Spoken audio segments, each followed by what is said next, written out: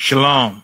This is to all Israelite groups and all Israelite communities and all breakoffs from One West and breakoffs from breakoffs from breakoffs from breakoffs. No matter what rainbow uniform you wear, red, white, purple and white,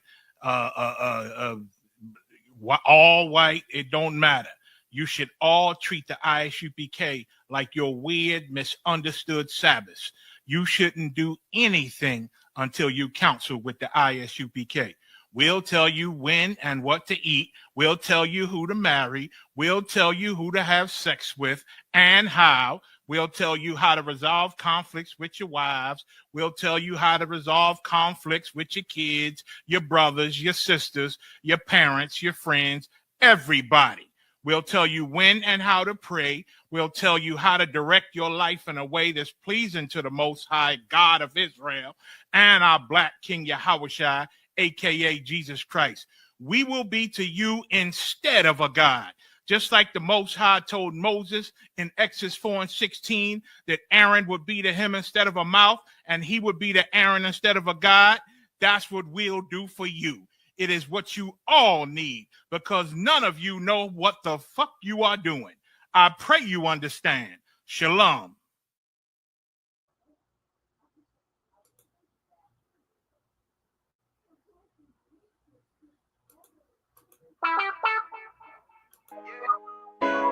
Hey, hey. Fuck wrong with you, boy? You know what time it is, nigga. Better watch how you step in. Yeah. With that with my niggas. Yeah.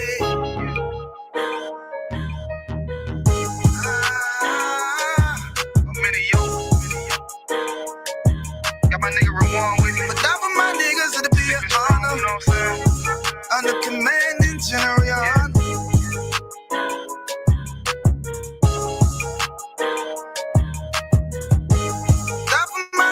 It'll be an honor and a blessing. Look, hey, straight off the top, I love all of my niggas. That shit ain't gon' stop till we on top and we ballin', my nigga. We be fly as fuck, you know them bitches be stalking my niggas. That shit'll never change and it's the same with all my niggas. City to city, I should be at home. That's what my ribs say. But bitch, I'm grown. I'm in these streets and closed caption. Niggas know we bout that action. If a nigga play with me, then my Hakim gon' let him have it. Hey, think you the shit, this truth the shit. Nigga play, I let that Ruger hit. Get on them tracks, they be like, who is this? I'm rude with it. Ain't got no manners. All them pussy niggas talking shit. Yeah, I know they can't stand us, but we UPK, Louisiana, bitch, that's what I'm ripping. And my niggas solid number, real ones in my section. If you wanna get down, put your boots on, start stepping. Brotherhood is a weapon. Brotherhood is a weapon. Better watch how you stepping, cause brotherhood is a weapon. If I die for my niggas, it'll be an honor and a blessing. Better watch how you stepping, cause brotherhood is a weapon. Brotherhood is a weapon. Better watch how you stepping, cause brotherhood is a weapon. If I die for my niggas, it'll be an honor and a blessing. Better watch how you stepping, cause brotherhood I lay my life down right now for all my sisters and brothers because I love them. I see them dapping and hug them. It's amazing to see how well we adapt from the struggle. Born again from a life of sin, trapped in the gutter. My mind frame was to kill my own kind. Feeling inferior, waking up ready to die. Run with them killers, so it's just a matter of time. For I take your life or let you take mine. That's when I realized the slaves killing slaves while the white man live to get old. We in them graves, and shit got me feeling played. I opened the Bible, went through them records, found out we was royalty, a nation to be respected. But in this world we rejected, we hated for our complexion. Still fighting to get accepted. We hear the truth and reject it, but love is getting corrected. And all my niggas correct me. The commandments, the foundation we erected. Brotherhood is a weapon. Brotherhood is a weapon. Better watch how you stepping, cause brotherhood is a weapon. If I die for my niggas, it'll be an honor and a blessing. Better watch how you stepping, cause brotherhood is a weapon. Brotherhood is a weapon. Better watch how you stepping, cause brotherhood is a weapon. If I die for my niggas, it'll be an honor and a blessing. Better watch how you stepping, cause brotherhood is a weapon. Hey, hey.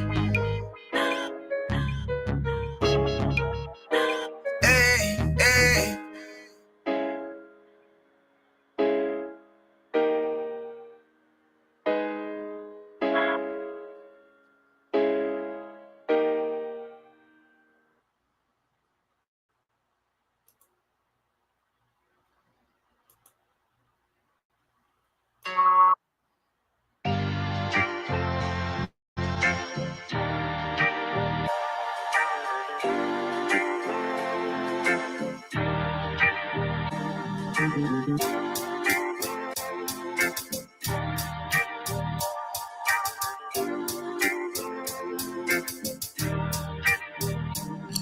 said free the Palestinians, then celebrate the death of Native Indians. How these other races gon' take us serious? They don't. It's silly thinking you can fight oppression with a vote. I'm so woke, I got sleep deprivation.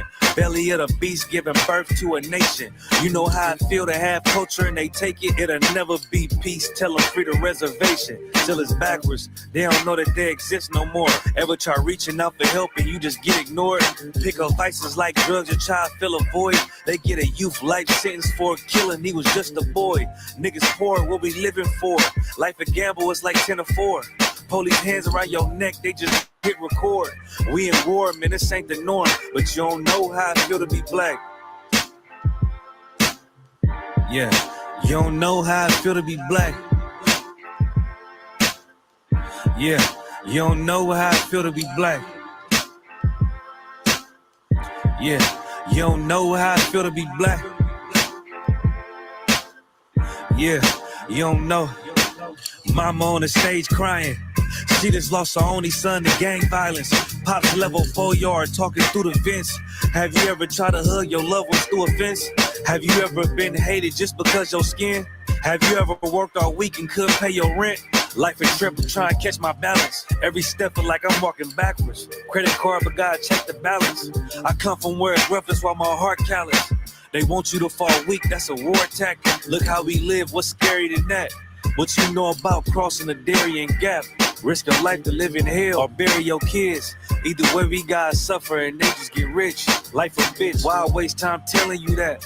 Cause if you ain't a nigga like me, you don't know how I feel to be black. Yeah, you don't know how I feel to be black. Yeah, you don't know how I feel to be black. Yeah, you don't know how I feel to be black. Yeah, you don't know.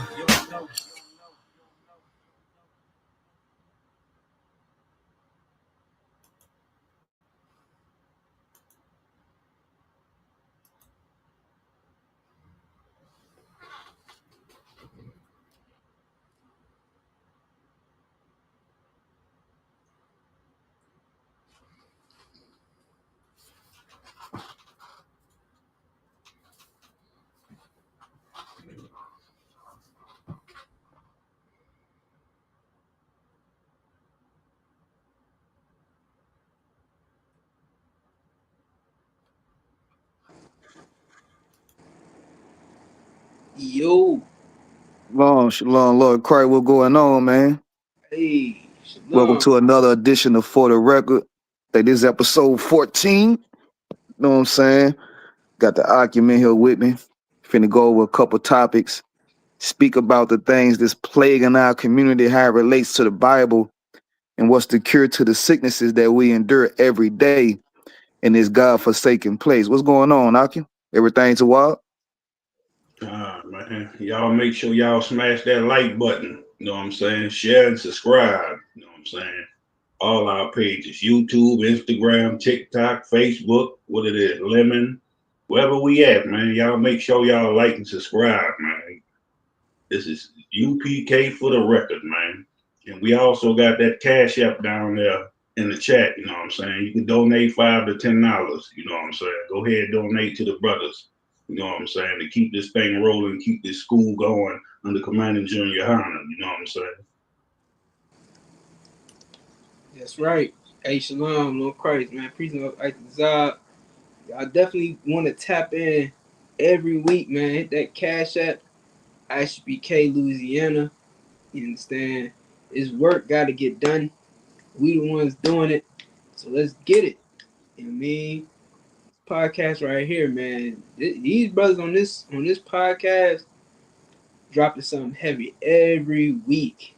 I mean, if you tuned in last week, there's a ton of stories about how Esau is just going bananas.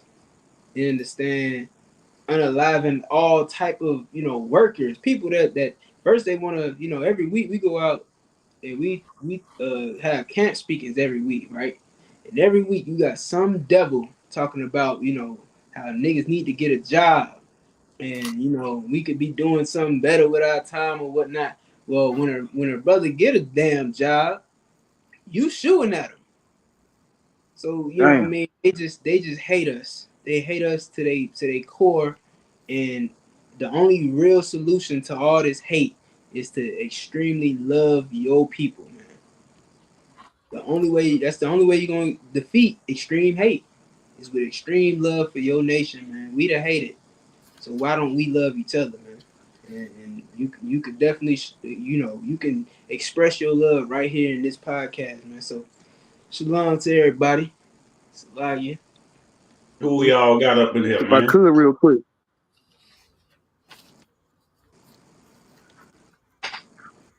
Now you got Go number ahead, one. go ahead, run it down. Oh no, I was, so I was gonna say, uh, the quick little story. You know what I'm saying? I was on the end. You know what I'm saying? Oh, hey, you know what I'm saying? Like some lights on the side of the road. I pass by the car. I don't see like nobody in the vehicle, nobody around the vehicle, nothing like that. But you can see a ways up. You know what I'm saying? A dude was walking. So I asked the dude what was going on. They say he ran out of gas or whatever. I asked him where he was headed. He said to Houston. And I was like, damn, you're a long way from Houston. He's like, yeah. But if I gotta walk on to get there, so like, shit, what's so important that you'll walk way to Houston? He was like, the Lord annual Passover, you know what I'm saying? I'm down, you know what I'm saying? Hey, Come get with the hey, Akim, you know what I'm saying? We gonna have plenty of food, plenty of drink, plenty of brotherhood, sisterhood, understand? Man, bring kids to the kids party. Of course, we always have the annual all black party. I mean, it's a super event. It's like a 5-day event. You know what I'm saying? You cover for throughout them 5 days. All you need is if you 17 and older to pay that $200 Passover fee, which is nothing for a 5-day extravaganza. You understand? And is righteous, and is of the Lord. You understand? I mean, you can't miss, man. What more can I say? Damn right, man. Who we all got up in here tonight, man? Y'all go ahead, man.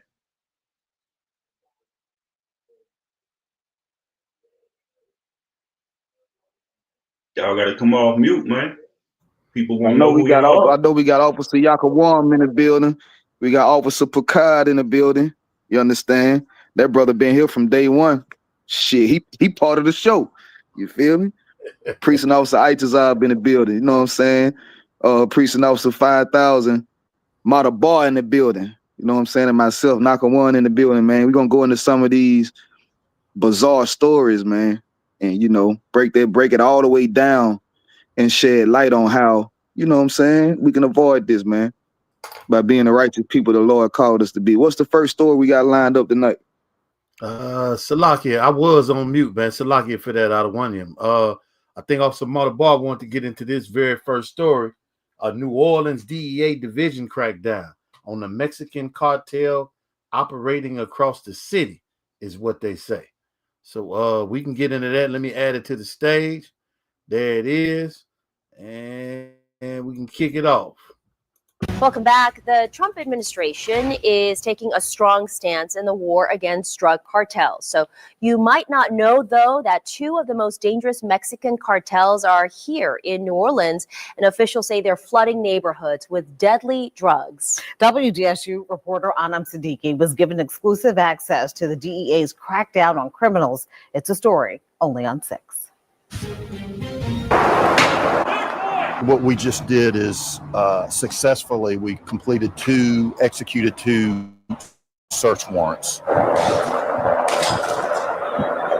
It's a cartel crackdown in New Orleans. We are up against two very ruthless, powerful criminal organizations. The New Orleans Drug Enforcement Agency says the most dangerous Mexican cartels, Sinaloa and Jalisco New Generation, are both operating in our backyard. Special Agent in Charge Stephen Hoffer says the cartels are pushing any and all drugs, but their focus is on meth, fentanyl, and cocaine. New Orleans works out well for the cartels because of the interstate system, with Houston not being far away, Atlanta, and even South Florida, and then of course the waterways. Leading to big busts. Just this year, the DEA has seized 20 kilos of fentanyl and made nearly 400 arrests. They say they are arresting people of all backgrounds, some who were born in Louisiana and some who are illegal residents. The DEA offering an exclusive ride-along to WDSU, and we're taking you with us. Yeah, we've been planning this op for about 2 weeks now. Under the cover of darkness, a special operation begins at an undisclosed location. Bulletproof vests, guns, and gear, all necessary to dismantle dealers. This is going to be our actual approach. It's early morning hours. The men and women on these special response teams, they have to break away from their families. This is real life, real action. Things can go bad in just a split second, so you have to be aware of everything that's going on. In order to film this operation, we agreed not to say what part of New Orleans we were in. Our target, an alleged drug trafficker working as the middleman for cartels. Obviously, safety is a big key because these are very, very dangerous people. These are generally the worst of the worst, criminal history-wise, and with firearms, drugs, narcotics. The U.S. government recently designated the cartels as foreign terrorist organizations. Assistant Special Agent in Charge Michael Arnett says the move gives the DEA additional resources to take them down. These drugs are so potent these days. I mean, we were up to 8 out of 10 pills that we were seizing at the DEA lab could cause an overdose. And it fluctuates, right? The suspect led away in handcuffs, confiscating 1,300 grams of fentanyl and nearly $55,000 worth of other illegal drugs, a gun, and a car. This bust, a small step towards solving a national problem. The work that you're doing, is that enough? I think the really short answer is yes, we can get rid of them. And it's not going to be an overnight solution, and it's a complex problem that takes a lot of cooperation, a lot of resources.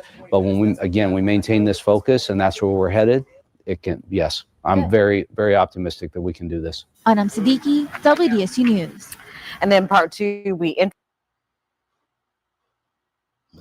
introduce you to an undercover DEA agent putting his life on the line in order to take down cartel members in New Orleans. WDSU reporter Anam Siddiqui continues our cartel crackdown series. That's tomorrow night at 6.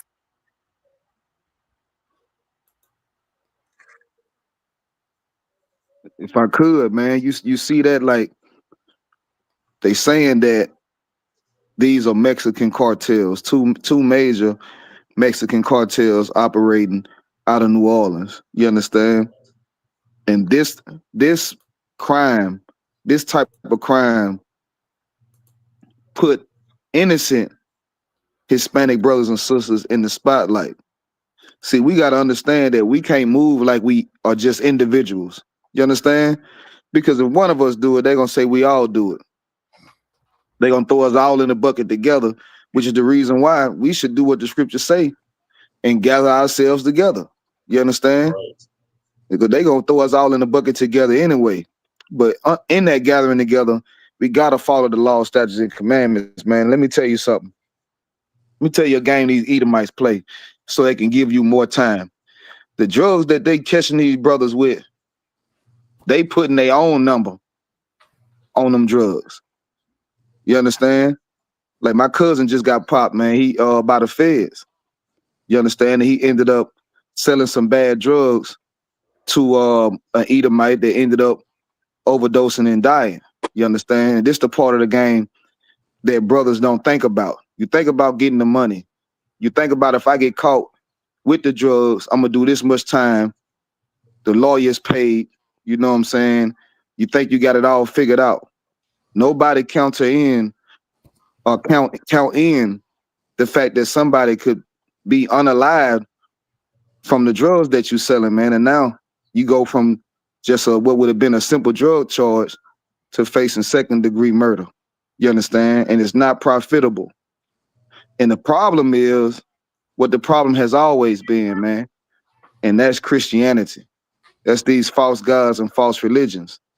That's you know, being a Muslim. Because being a Muslim, you know what I'm saying? Like they always have sold drugs as Muslims.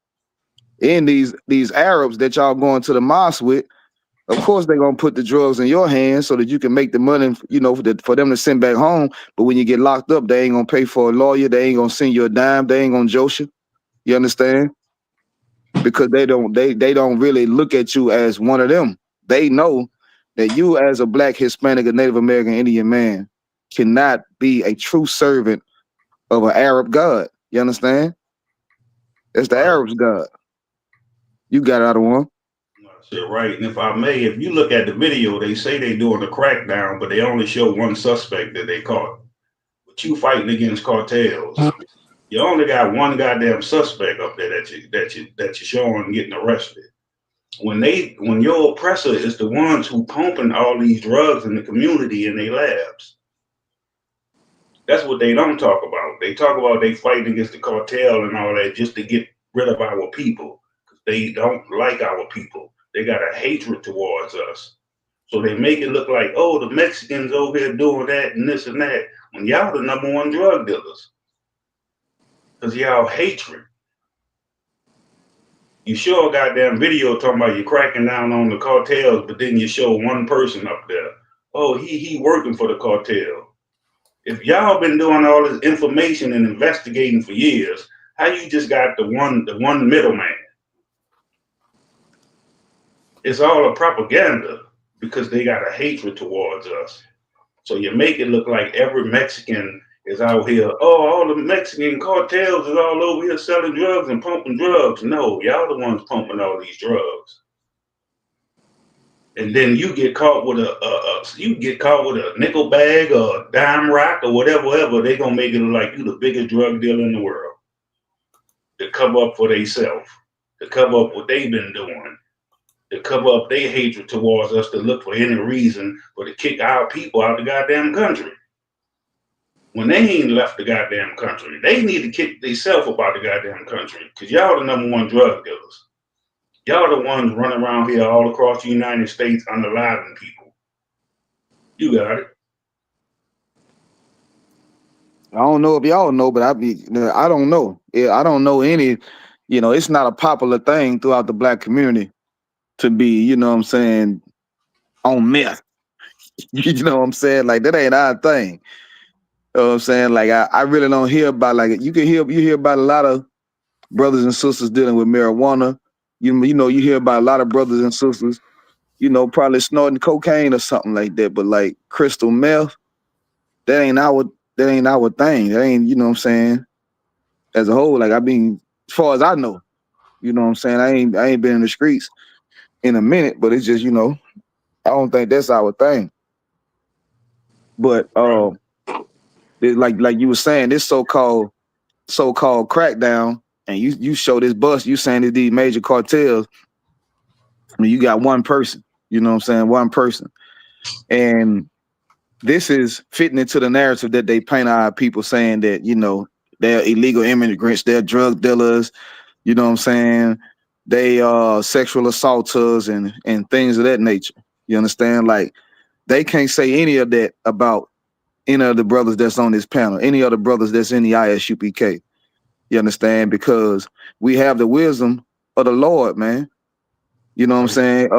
Give me that scripture that say, you know, we are great people to be so nigh unto the Most High. You understand? And Like so like if you look at the video, it's all oppressors doing the arresting.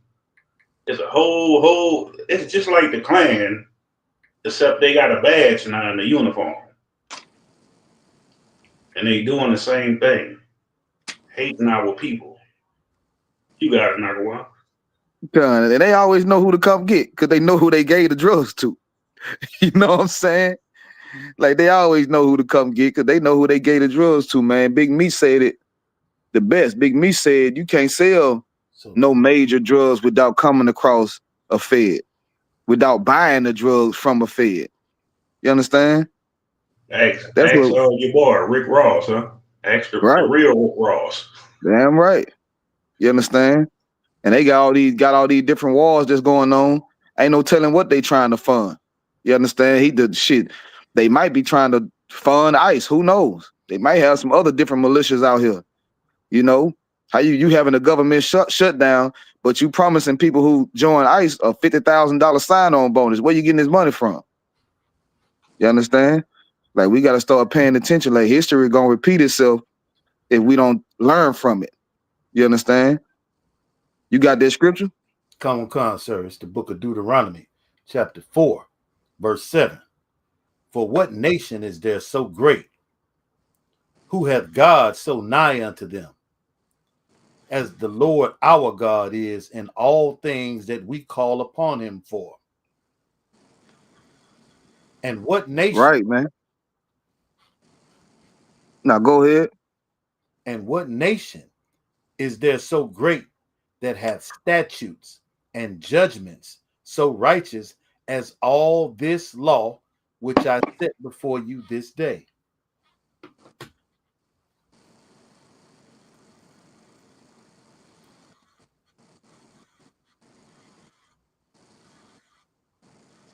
If I may, you know what I'm saying? Oh, Salakia, obviously, No, you got it out the Go ahead. if you trying to speak, you muted. But No, go ahead. You got it. come on, sir. You know what I mean? Like we are. First of all, let me say this: Blacks, Hispanics, and Native Indians, man, we the greatest people on the earth. Man. Hey, Shalom, Officer Picard. Good to see you. You know what I'm saying? You muted. You muted, Picard. Hey, shalom on Christ. Hey, what's up? What's up? So, you know what I'm saying? First of all, I want to say, man, we are the greatest people on the earth, man. And what makes us what I want to say what makes us greater, but what makes us great, period, is the fact that we have the Most High God on our side, man. And when we do what the Lord says to do, and we live by what the Lord said to live by, you understand, the earth will understand why He chose us, why He made us so great. You understand? But because of our oppression, because of the devil that we under, man, we all of that understanding and knowledge has been stripped away from us. And understanding this on purpose. It's not by mistake that white people have entrapped, and exploited and taken advantage of Black, Hispanic, and Native Indians specifically. Specifically, I want y'all to understand they don't treat all these other nations the same way they treat Blacks, Hispanics, and Native Indians. They don't treat us the same. They don't treat those East Indians the way they treat us. They don't treat, the African people the way they treat us. They don't treat the Samoan people or the Hawaiian people and all these other people. They don't treat them the way that they treat Blacks, Hispanics, Native Indians. That's on purpose. Because when we wake up and we realize all we gotta do is serve God, all we gotta do is serve the Most High the correct way and not the way that they taught us through Christianity. When we realize that all we have to do is keep God's commandments and we'll have rulership over them, they know that they have to keep us in subjection to them, or that's what'll happen. You understand? They know that they have to keep us disobeying God, otherwise they'll lose their power. You understand? And they'll have to look at us as the wise ones. They'll have to look at us as the rulers of the earth. And of course they don't want that. You understand? But I was knocking one. I ain't trying to, steal away from what you were saying. I just didn't hear you say nothing. So I wanted to add this to it. Like we talking about these ICE raids and all that thing, and these drug cartels. Here's my take on it, man. They are white America is looking for a scapegoat. Right. They are looking for a scapegoat. We not just we're not just the biggest drug dealers in the world. That's not who we are. That's not our culture. That's not what we represent. But because you oppressed us so much, we had to resort to these to dealing drugs. But who you think we got it from? Who you think we didn't sit in a lab and create crack cocaine. We didn't sit down and say we're gonna turn this coca leaf into some cocaine. You devils did that. You devils did that. You created the crack. You created the cocaine. Everything you touch, everything you create is destructive. Everything we create is progressive. Everything we create makes the world better. You understand? You create destruction. And now when we fall into your trap, now you find a scapegoat. Oh, we're gonna blame them for drugs. We're gonna blame them for essaying, you know what I'm saying, sexual assaults. Salakia. Go ahead, sir. Didn't they do the same thing with so-called blacks that they doing to the so-called Latinos? Man, They labeled us the same goddamn thing. Okay. And they doing all this to keep us separated from each other. Absolutely. They don't want us to come together. Yeah, and they've been doing it since what, Jim Crow? Since before that. I mean, when you think of what's a house Negro and a field Negro, you understand? They've been trying to go ahead. No, I say since slavery. Right. You know what I mean? They've been trying to separate us. They've been wanting us to. They used to call the Native Indians niggas or Negroes. Like that was before we got to America, before they put us on those slave ships in 1611, or I'm sorry, 1619. Before we went on those slave ships, they was calling the Gadites, the so-called Native Americans, Negroes. They were calling them Negroes because they are dark-skinned. They're brown. They're black. You understand? So they were, and understand Christopher Columbus sailed here in what, 1492? Who gives a damn? I don't even know. When he came here, that was at like 200 years before we got here. So they've been calling them Negroes before we even got here. You understand? They've been trying to separate us, to pit us against each other. And here's another thing too. Trump ran on the guise of Mexicans are sexual offenders. Now look at who's being charged with sexual offense charges. Now look at who's facing allegations of, sexual misconduct. The Lord makes everything turn around 360. Every single thing, everything that's on this earth. The Bible says that there's going to be a time of turning, putting right thing. I'm sorry, it's like I'm misquoting. I might be misquoting it, but it says something about turning the things right side up, right? You know what I mean? I'm probably terribly misquoting it, but there's coming a time where everything is going to be turned right side up, because everything right now is flipped on its ass right now. Everything is backwards. It's the opposite of what the way it's supposed to be. The Bible says Christ is black, the Jews are black, and you think they're white.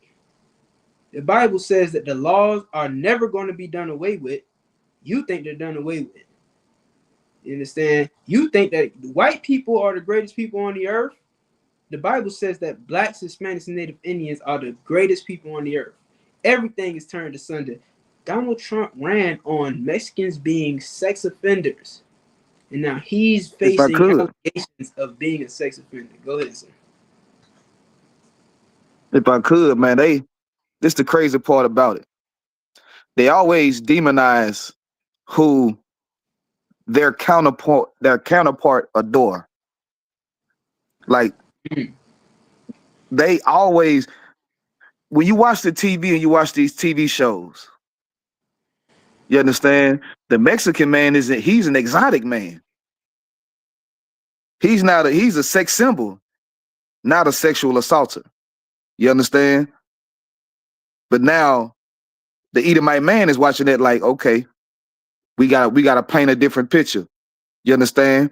Like you hear about the stories of these rich YT women going to Haiti, going to all these different, going to Jamaica and going out to the beaches and trying to pay men, you know what I'm saying, to have sex with them. But then, you know, Donald Trump gets on TV and say, they the scum of the earth. They this and they that. You understand? It's almost like it's a thing of jealousy, man, and trying to destroy the character of a people and painting the picture with that propaganda as they have done for so many years. They told us we couldn't read. You understand? And the damn civil rights leaders wasn't smart enough to say that we could read and write when we was in slavery. You understand? Y'all came speaking a tongue that we did not understand, as the scriptures say. You understand? It was saying we couldn't read and write. We didn't speak y'all language. I can't read and write French because I don't speak French or Portuguese or Chinese or Japanese. You understand? But that don't mean I can't read. These are the type of deceptive game that they play. You know what I'm saying, with our people. But like the scriptures say, man, like we are a people because of his law, statutes, and commandments. The whole world are gonna know that we are nigh unto him, that we are wise people. You understand? Because that's what makes us greater than everybody else. Not your melanin. A lot of y'all out there, they melanin popping, and you know what I'm saying? It's not your melanin. You know what I'm saying? It's not your looks. It's not your physical abilities. But it's because the Lord gave us these laws, statutes, and commandments, man. Because the Lord gave us these judgments. Because the Lord gave us this place with him, being his special people above all people upon the face of the earth. You understand? So it's the Most High that makes us great. We need to start dealing with the Most High. We need to start listening to the Most High, man. Y'all got it? And on top of what you saying, they the biggest deceivers, man, because if you go back to the early 90s, early 2000s, all the TV shows, movies is about a so-called oppressor unaliving people. You got your Jason, your Michael Myers, your Freddy, all that. All the TV shows, Cops, remember Cops? Cops, they'll have a couple Negroes sprinkled in, but it was mostly their own people they were chasing down and arresting for everything. You got your cold case shows and everything. You have a couple of Negroes sprinkled in there, but it's mostly about their own people doing crimes and being criminals and unalive and everything. So then now they decide to flip it. Wait, we got to take it off us and we're going to put it on the Mexicans and the Negroes. When they've been the original unalivers, they've been the original drug dealers, the gangsters, the mafia, all that. They did that. They destroyed their own. Well, the country that they stole, they destroyed it. And then they want to flip it and make it look like our people the one that's destroying the country. When they did it, they the ones did it first. And when they hit their communities, then they want to flip it and make it look like we the ones. We ain't in y'all communities. So that means y'all in your own goddamn communities selling all these drugs and unaliving each other. We go in your goddamn community, the first thing y'all do is 911. Y'all got a whole goddamn stop signs up with neighborhood watch just to call the police on us if we come in your goddamn community. So don't lie on our people, because y'all the filth of the earth. You got it. That's Salagia, sir, if I may. Um, on the subject we talking about, it's something that Officer Atazab said, I don't think our people understand how our cultures are the same and how we joined at the hip.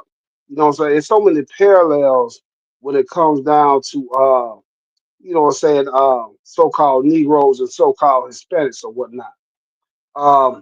One of them, I'm gonna try to keep this short, I was talking to a brother at one of my slaveries that I had some years back. He was talking about like, man, these Mexicans, they be like, they want to kiss the white man ass or whatnot. And I said, man, look, you got to understand, man, the propaganda, that they've been put on them, before they even got here. They think by getting close to them, they're going to get ahead in society. And you had the same things go on, back in the day with us, that's where you get your terms like what you call them, Uncle Tom or whatnot, you get all them terms like that. And what I'm trying to get them to understand is, we had two great migrations where we moved. A lot of people from Louisiana, Texas, they went to California, Washington, and whatnot. A lot of folks from Alabama went up to Detroit and Ohio, and Mississippi went up to Chicago and such, whatever. But what's going on with the Israelites? They are doing the same thing that we did back in the 40s, 1920s, or whatnot. They doing their Great Migration. Because I remember at the time, while I was growing up in Pensacola, I never seen a Mexican. You understand? I never seen a Mexican at all. Then all of a sudden they was there. You feel me? Why did they come there?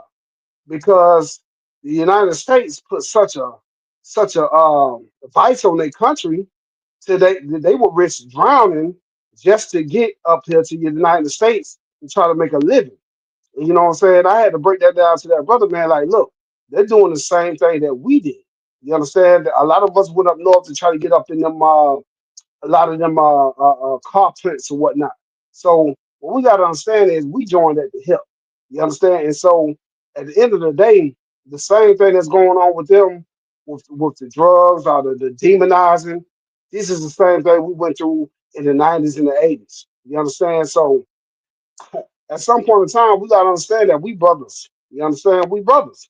You know what I'm saying? Even though that they don't understand what's going on with them, nobody should understand better than us because we've seen this play out before. You know what I'm saying? So that's what I'm saying basically. It's a lot. Damn right. Like if you take away the mother and father, and you taking the children and breaking up the families, like they did this in slavery. If you breaking up the families and then you teach them your way, of course they gonna learn your goddamn way. They gonna do what they saw the oppressor do, cause you didn't taught them your way. You been the goddamn wicked, cause you the ones that broke up families. You the ones that separated us. You the ones that was unaliving us. And then you want to turn around and flip it like we the ones doing all the worst in the earth, the dirt in the earth. Y'all the filthiest of the earth. Y'all the most subtile beast of the goddamn earth. Through y'all persuasion, y'all sword, y'all lies, everything. Now you want to come back and make it look like it's our people. No, it ain't our people, it's y'all. Y'all need to look inside the goddamn mirror and look inside yourself and know that you are the filth of the earth. You are the most wicked, the most cunning, deceitful. You just got a hatred towards not just our nation. Y'all got a hatred towards every other nation. Even though y'all come together in that goddamn UN, y'all still don't like them. Y'all wish y'all could be running the whole goddamn planet by y'allself and ain't had to go to no other nation for no goddamn get this passed, laws passed, or anything like that. Y'all are Luciferians. Y'all are the children of Satan. You got it.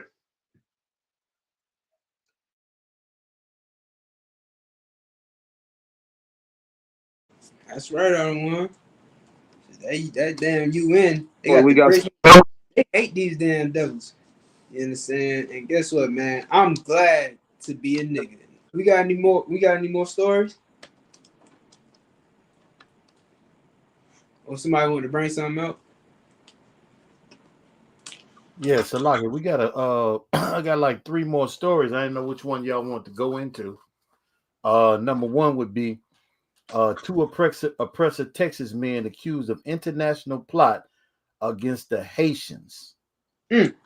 Number 2 would be 11-year-old Latino unalived on Las Vegas freeway by road rage oppressor. Let's get that one. Done. I'm gonna come. Let's slide it to the men above me. Somebody want to say something? Ain't no swill. Number 1. I was just talking about how to try to demonize. I'm saying how they demonize our people when counterpoint sexualize. You understand? I follow and preaching, and then we can move on. So like, is it just You in the me? matrix. Yeah, okay. I thought it was me. Yeah, out of one, you in the matrix. Officer Nakawan, you kind of in the matrix out of one. But you want to get Hey, number one Slocky, first? if I can, I desire. You got the Louisiana TikTok page? I got Monroe. Y'all can hear me now? Kind of We kind can of hear say you that good sound now. better. All right, most time Christ. A lot. Can you go up? Can you go up on there and start your TikTok so we can get some people in? I think your side kind of out for the night. Nah, ain't no sweat. We just gonna have to rock it out how we doing it, man. Cause I don't think he able to do the TikTok right at the same time. Thank ISUPK can. I might. Let me see. Let me check it out. Unless y'all can want, you can send them the information. Shit, I can't send Salaki out of one. I can't send Austin Itazab nothing he don't know already. Okay, no, this is not the one. Let's back up out of this one. Salaki. But yeah, y'all got it. Y'all can keep on. All right, let me get to it. I was going also number one. He wanted to be number one. Come on, Baba Kasha. Was speaking slightly. Go ahead, number one. You got it. No. I was saying, yeah, come. We can go into that number one story. Okay. Come on, I got it right here. And it's rocket. Let's see. Foreign island. A federal grand jury indicted 2 North Texas men accused of plotting to invade foreign island, kill the men, and take the women as sex slaves. Prosecutors say one of the men enlisted in the get military training he thought he needed. Fox 4's Blake Hansen in our newsroom tonight with these stunning allegations. Blake. Yes, even Heather, federal prosecutors say the suspects didn't plan to go it alone. In fact, the feds say they plan to recruit people who are homeless in Washington, D.C. to serve on their, quote, expeditionary force and take over a small Haitian island. The grand jury indictment handed up today charges 21-year-old Gavin Weisenberg from Allen and 20-year-old Tanner Thomas from Argyle with conspiracy to murder, maim, or kidnap in a foreign country, as well as a charge of production of child pornography. Record show Weisenberg was booked into the Collin County Jail in July. We've not been able to find a mugshot for Thomas. Prosecutors say he was in the U.S. Air Force. Hey, Salaki, I don't want, if I could, I don't want him. Look, I think I can get the short that got both of their pictures, and it may be even shorter and explain it faster. Y'all want me to do that or let this rock out? Baba Kasha, yeah, that's Tawab. I'm gonna go in a little bit while you finding that other one, man. Listen. Listen, man. White women out there.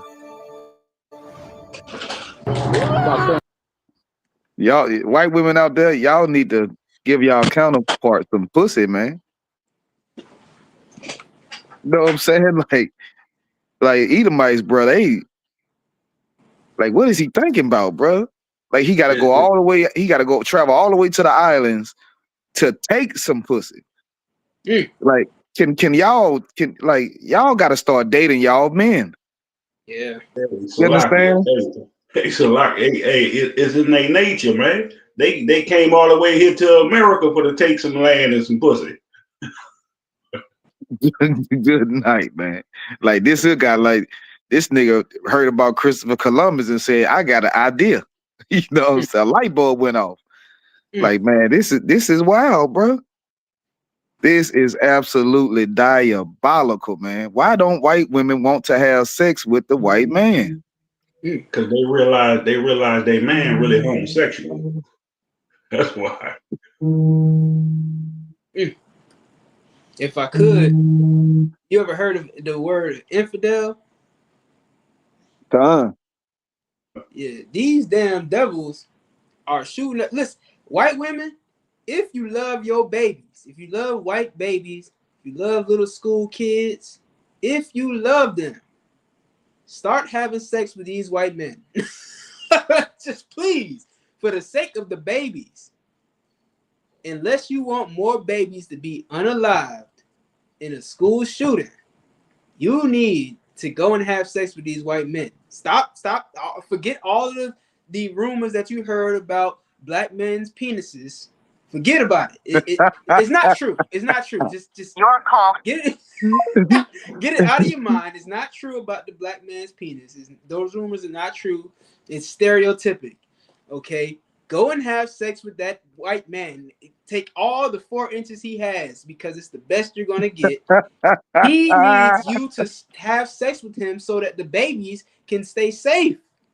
Please. If I could, man, this like I say, man, this shit is diabolical. Like, It's not gonna stop their homosexual trait because they just homosexuals by nature. I mean, she get in the room with him all night. He's still gonna be sitting up at late at night, 2 in the morning on some fan man page, looking at some other men or something. You know what I'm saying? It's just in them, man. They are like the Most High said, "How can you make straight what I made crooked?"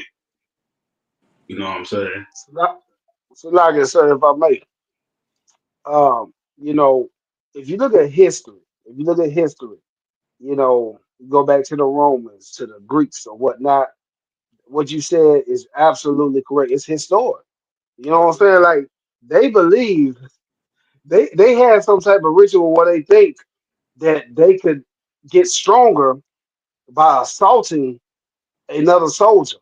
You know what I'm saying? They think of they would some kind of way, you know what I'm saying, gather his strength like a Highlander or some jazz like that.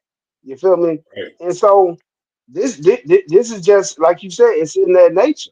You know what I'm saying? I believe the Spartans women had to dress up like a man, you know what I'm saying, put on the you know what I'm saying, the man's you know, war, you know what I'm saying, attire or whatnot. And just for the Spartan to be attracted. You It's the understand? So same. I mean this is It, historic. it's the same thing with the purple shirts. Like a woman made you wear them purple shirts. So who you think made them wear them goddamn skirts? Who you think made them Romans and Greeks wear skirts and towels? Like it's the same thing. You something just off with you in your goddamn mind that you want another man. And that's just their culture, their nature. They went look at the Irish, what they wear, skirts. Look at the Romans and Greece, what they wore, towels and skirts. What you think they women was wearing? Towels and skirts. So it was the idea, baby, you look better in this skirt. It was just there. And they just loved it in the director. I'm going to wear a skirt and go to war. And now they all out there having freak offs. They was the original P. Diddy's. They supposed to be going to war. They out there having freak offs. And then wonder why their whole army get destroyed. So like it, sir, like you said, they was the original P. Diddy's. You had Epstein Island before you had P. Diddy. You know, good so night. hey. Yeah, you can't forget about Hugh Hefner and the Playboy Mansion, which turned out to be the tip of the iceberg. Because Right. Epstein, man, they wild. I mean, you hearing about the allegations about the big beautiful bill. That may have a different meaning than what we think it has. Look, if, You if, know what you, I'm if you take a look through their history, look at all those serial killers. What they was doing, unaliving mostly women. They was unaliving all the women, hunting them down for sport.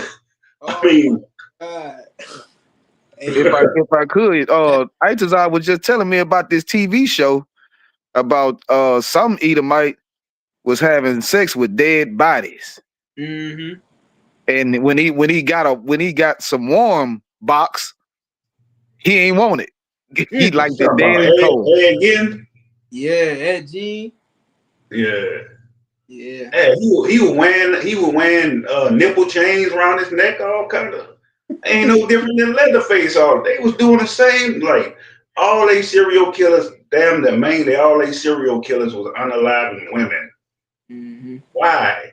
Because they had a fetish to unalive the woman, but they was in love with the man. Look at Jeffrey Dahmer. What he was doing? He was in love with men. Mm-hmm. He was chasing out every homosexual he can and unalive them and sitting there having parties with they dead, they unalive bodies and stuff. Like, come on, man. That's Hey, two so like things it, they so masters. That's two things they masters: homosexuality and murder. They be so like serial killers. They be serial killers, but they blame us for crime in the community. Y'all go around and be serial killers. Y'all making live. Y'all think y'all the Riddler. They be thinking they the Riddler. They be making little puzzles on how to find the body and all kind of shit. Good Like, night. Officer Hey, Picard, hey, you so was lot, gonna say something? Oh yeah, go ahead. yeah, if I may, sir, what's the guy name? Man? His last name Kemper. It's he's on Netflix. They got a new show called what's his name? Jeff Kemper, Jake Kemper, or some jazz like that. But he's on Netflix, and he hated women because of his mother, the way his mother treated him, and he went around, picking up, unsuspecting women, what I'm saying, and asking them if they need a ride or whatnot. And he'll take them to some field and kill them and have sex with them while they're dead. You understand? that's So, the that's the A you know, again dude, huh? Yeah, that's Ed what you Gein. say, sir? That's the A again dude. I I have no idea. I just know his last name is Kemper. And this was a real Yeah, thing that happened. But Yeah, I yeah, think that's that's in the A nation. again. That's the A again dude. Okay, come. Like I say, all of them do the same thing. They always hate their mama, and then they go around unaliving all the women. And if they homosexual, they start unaliving all the homosexuals after they sleep with them. Like, it's just crazy. You know what I'm saying? Just the same way Michael Myers, all them, your Jasons, all the mama ain't did them something or whatever. They so mama boys, and then they want to unalive everybody, and it's all the same thing processing their brain. hey, you know what? Salak out of one. You know what just hit me? We have two, like black people and white people have two versions of growing up without a father. Like you take that Ed Gein situation, right? He grew up without a father. He grew up with just his mama in the house, and his daddy was gone. Well, his growing up without a daddy made him go and dig up unalived bodies and have sex with them, and collect their nipples and make furniture out of them. When our, growing up without a father, we just don't have the type of discipline that a father would instill, but we don't go collecting dead, unalived bodies. We don't go collecting nipples and vaginas and having sex with dead bodies. Like, this is the difference between black people and white people. Like, they are monsters. They got a whole. If you think about the series Monsters, because the Ed Gein show, like that Netflix special or whatever, it's under the category monster. They got different. They got different specials or whatever, mini Yeah, series titled Monster. But if you look at it, all of them are white people. right. Jeffrey Dahmer, Ed Gein. They got some other woman on there. I forget her name. They all white people. You understand? At best, you could say that black people, unalive other black people with gang violence and stuff like that. But even that is learned behavior from the mafia, the Italian mob. Before integrating with white people, black people did not unalive each other the way they do today. Before the 60s, before integrating, we were neighbors, we were friends, we were colleagues, we were, you know what I'm saying? We were going to each other's house. Like if you was a doctor, a black doctor, you just show up at the black person's house and give them treatment. You get what I'm saying? We were Right. a family before integration. What are we now? What are we now? Not Somebody now. answer. Somebody answer me that. Somebody in the chat. Somebody watching this stream. Not If only we do were a not only family, do your oppressor unalive you, they will eat you too. They will facts. eat you. Like the pilgrims did that. When it was winter time and they ran out of food and everything, they were so stupid they didn't know how to hunt for food and gather the food before the winter came in. They would save the unalive bodies and eat the bodies of their own goddamn family. You can look it up. Fine. Like this, sir. Go If ahead. I may, If I could though, real quick, if I could, I just want to pose this question for anybody out there listening. If before the 60s, black people were a family, then what are we now? You got it. right. What I was saying was, and I believe they call it the antebellum South or whatnot. somebody took a tour down south. You know what I'm saying? This was one of those what do you call it, abolitionists or whatnot. And they went to the market in Georgia. You know what I'm saying? I understand this was a widespread thing, but they went to Georgia specifically, and inside the markets they found, you know, Negro meat for sale. You understand? And there was plenty of cases where, you know what I'm saying, they had chairs and things of that nature made out of, you know what I'm saying, out of us. You understand? But they had meat, our meat, inside the stores. Like imagine walking to Piggly Wiggly. They had our meat for sale. You understand? This is who you dealing with. You know what I'm saying? They a serial killer. You know what I'm saying? They cannibals. This is the ultimate savage. Salah. That's why they made that constitutional law. What it is? We 3/5 of human or something like that. That's because they treat us like animals, and what they do, they eat animals. All That's the why they while made making that law, so they can have a reason to eat us. making us out to be the monster, making us out to be, you know what I'm saying, the wicked in the earth, while actually, you know what I'm saying, being the absolute wicked in the earth, man. Hey, what this is you got on the screen? Is that the YouTube short of the story? Come on, sir. Come on with it. Come on. Wildest story to tell you about that's coming out of Texas, but does have to do with DC. The two dudes you see behind me, Gavin Weisenberg and Tanner Thomas, have been accused of trying to overthrow a Caribbean government and then murder the men, then take all the women and children as their sex slaves. Stick with me here. So it is said that Tanner was the one who tried to go to the U.S. Air Force and actually enlisted so that he could get the military skills needed to overthrow. Hey, pause it real quick. He was initially stationed. Go back a little bit with his picture up there. That's a lie. I don't know. Maybe he gave them that information, saying he wanted to join the military so that he could, you know what I'm saying? He was initially stationed overseas, but join the military so that he can get the, you know, necessary training to be able to do what he wanted to do. What do you think they do in the military? This is the aspect that a lot of people don't speak about. You understand? But you know, my uncle, before he passed away, he served in he was a Vietnam War vet, and he shared some of the stories of the things that they used to do. You understand? And by they I mean, you know what I'm saying, our white counterpart. The things that they used to do is, you know, is what you hear about, what this story is about.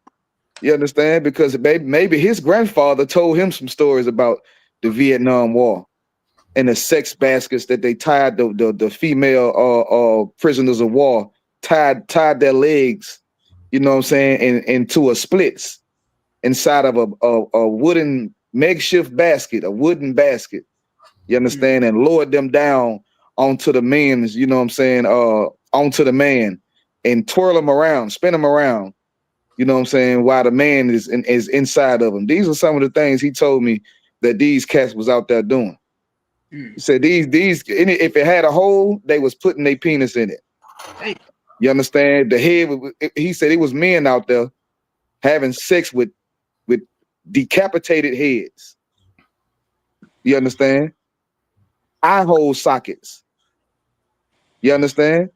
What do you think happens in war? You think they over there just, you know, being nice and kind and just shaking everybody's hand until they get to somebody in a uniform? Hey, that sound about right. Jeffrey Dahmer did the same thing. Like what you think the military is full of? You know what I'm saying? Like they don't join the military to just wear the suit and, you know, uphold the Constitution and serve their country. You understand? Like they go because it's free box. It's free Hey, box. Salakia, sir. Go ahead. I want to back up your point. Look at Israel right now. You know what I'm saying? The Israelis. What was they doing to those prisoners? You know what I'm saying? The Palestinian prisoners. Man, they was raping them boys. You know what I'm saying? So this is who they is. You know what I'm saying? Like this ain't nothing new. They've been doing this. You understand? So like What you said is 100%. It's a lot. Not Damn only right. that, if you look at the history, every year you'll hear somebody in the military or something was over there assaulting their prisoners. The men and women. You hear this every year. They come out, they was over there assaulting the prisoners.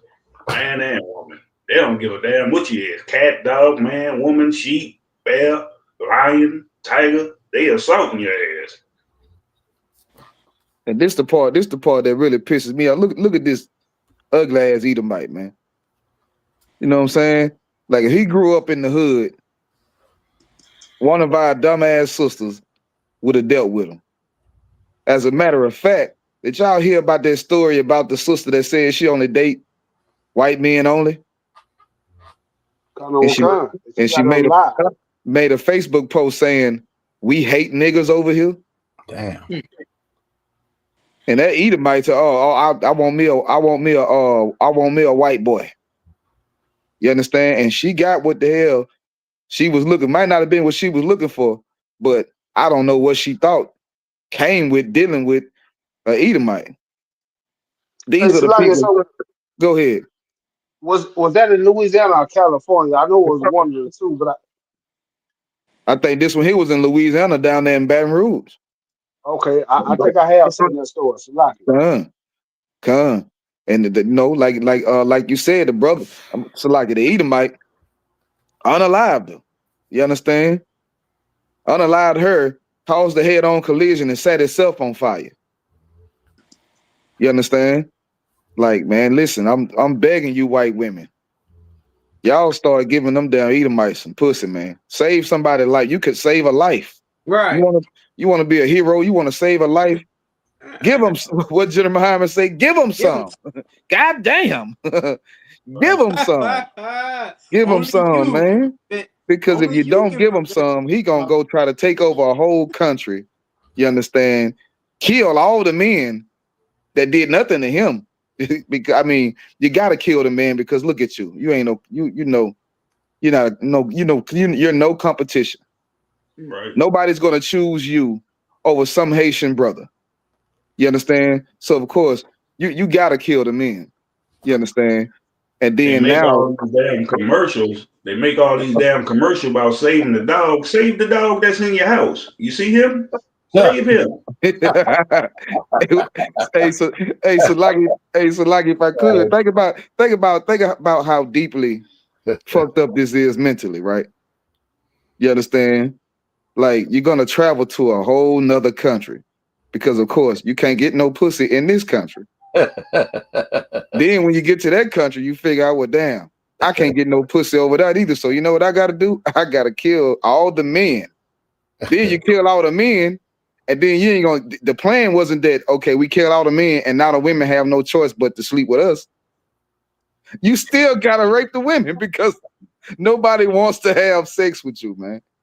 My whole life, all I Hey, had. Salakia, so they said skip the passport bros. They went to the next level. They just said they gonna go take over a whole another island. All the passport bros be getting. The passport bros are Girl Scouts compared to these cats. So they said they just gonna unalive it, all the men and go take what they want. Good Salakia. night. Damn. I mean, Think this what they gonna is do when they get tired of diabolical. the women. They gonna unalive all the goddamn women. I wonder how long they gonna sentence them. Man. Go ahead and play the rest of it, Salaki. Come on, sir. I believe that island was called Ganave or Ganavi, Jonavi. I can't pronounce it. It's some And what French he went word. over there and got gonorrhea? A small island right off of Haiti. My bad. Go ahead. Was needed to overthrow the government. He was initially stationed overseas, but decided to transfer back to the U.S. so he could be closer to home base for this alleged plot. Now, Gavin, on the other hand, wanted to go to the fire academy to try and get some more logistical skills with this. He flunked out within 6 months. He also tried to go over to Thailand and learn how to sail, but that wasn't super duper effective either. It just cost him too much money. But here was the overall plot that federal prosecutors said they wanted to execute. They learned Haitian Creole because they wanted to essentially have a coup d'etat of that Haitian island. And then what they would do would be to murder all the men and to take the women and children as their sex slaves and fulfill what the prosecutors are calling rape fantasies. Now, how did two people plan to do this and overthrow a government of an island of 80 to 100,000 people? Well, they plan to essentially recruit the homeless here in DC to be mercenaries. Now, if that didn't make you kind of feel a little uneasy, there's another charge that they were indicted on, which is about. Hold up. I just want to say this, Salaki, if I could, I'd want him. I just want to say, man, listen. They got too much time on their hands. This is the difference between white people problems and black people problems. Right. Brothers and sisters is trying to pay bills, rent, mortgage, take care of children. We not plotting on how to destroy some people and make them sex slaves some goddamn where. Right. You understand? This is madness, man. We worrying about bills. They worrying about pussy and kids. That's crazy, man. I mean, and the internet is full of stories like this, which is crazy. Which is why the Lord said, that the man of sin must be revealed before Christ come back. You understand? So we got bills to pay, man. That's right. We worried about bills. We worried about you know what I'm saying, the lights being still being on. You understand? We worried about, you know, food being in the kitchen for these kids. Y'all we got different problems, dog. Listen, give me Genesis what is it, chapter 25, when it tells Rebecca that two manner of people. Bible shot. Let me get that. It's definitely two manner of people. For real. Y'all, hey, have y'all seen that video where the Edomite? It's like a cool little scene, like a night scene. I think it's like they all just sitting around, they having a drink, it's a couple couples, and the Edomite stand up and say, you know, I was gonna kill all of y'all, but y'all turned out to be oh damn, I forgot to put that one up. Man, what the hell be wrong with them people, man? Like, what's insane, wrong with them people, bro? They be plotting on some crazy shit, man. Yeah, man. And these are the people that we have to work with and, you know, live amongst and deal with. Like, I pray for the day that we get to be nowhere near. I say all the time, like I was talking to a brother earlier about how these people are like living in these racist towns. You understand? And these racist states. You understand? It's got some black people living in sundown towns. You understand? And it always hits my mind like, why don't they just come together, figure out where they want to go, and just move the hell out and leave them the hell where they at? You know, let them eat seasonless food. You know, let their bathrooms look like filth. Let them do the jobs that they don't want us to do. You understand? Like you were saying earlier, Itazab, about they be out on the streets yelling, get a job, get a job. And then when a brother do get a job, you're trying to unalive them. You understand? Because it's not about getting a job. You want to be a slave master. You understand? Because America has taught you that as long as you're not a nigga, you know, you good. As long as you're not being treated like at least you're not black. Like you can be poor, like a nigga. You can look in your refrigerator and you know it's nothing in your refrigerator. You can look in your bank account and your funds is low.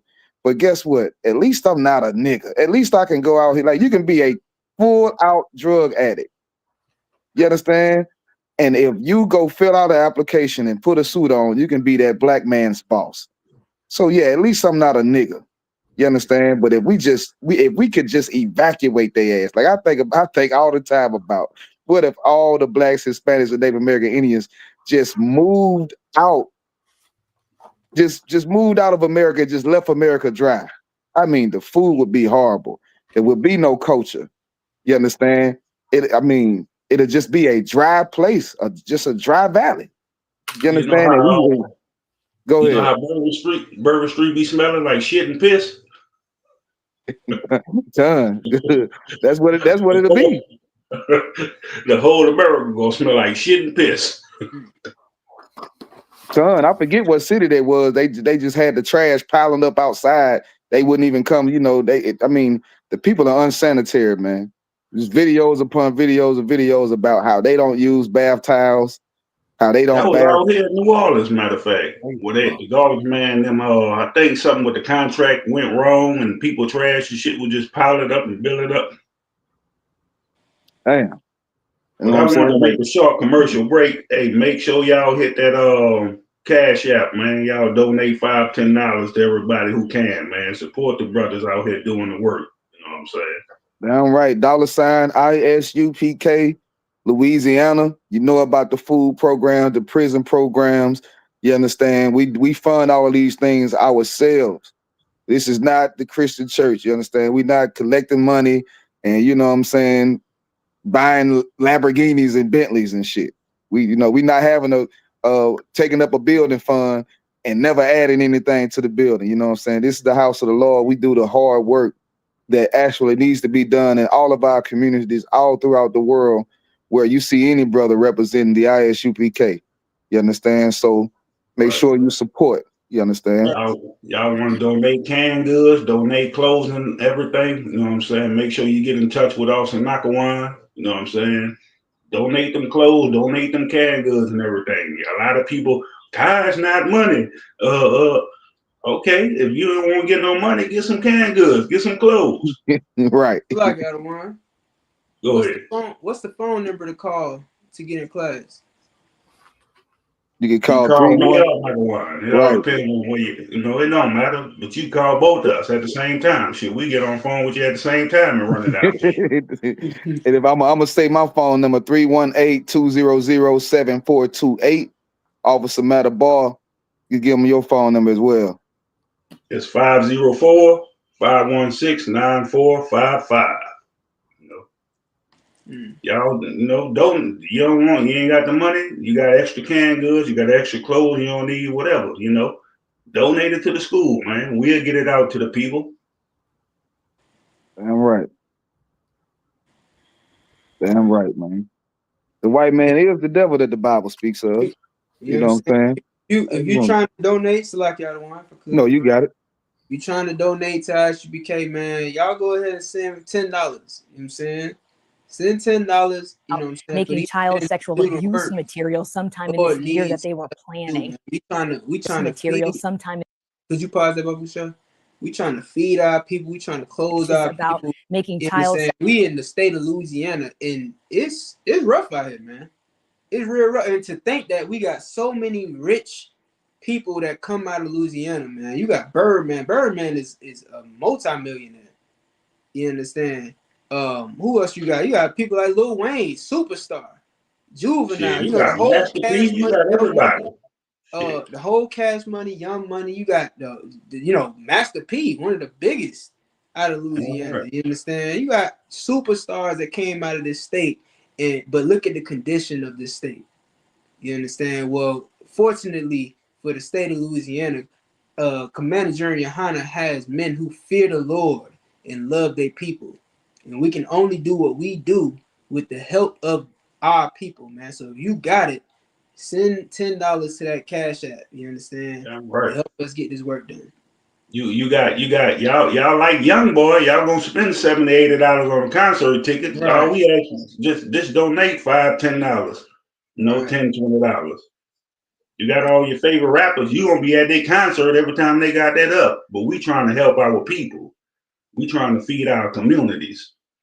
We trying to show you real brotherhood and sisterhood. You know what I'm saying? Yeah, hey, young boy offended. Them tickets $800. I heard once.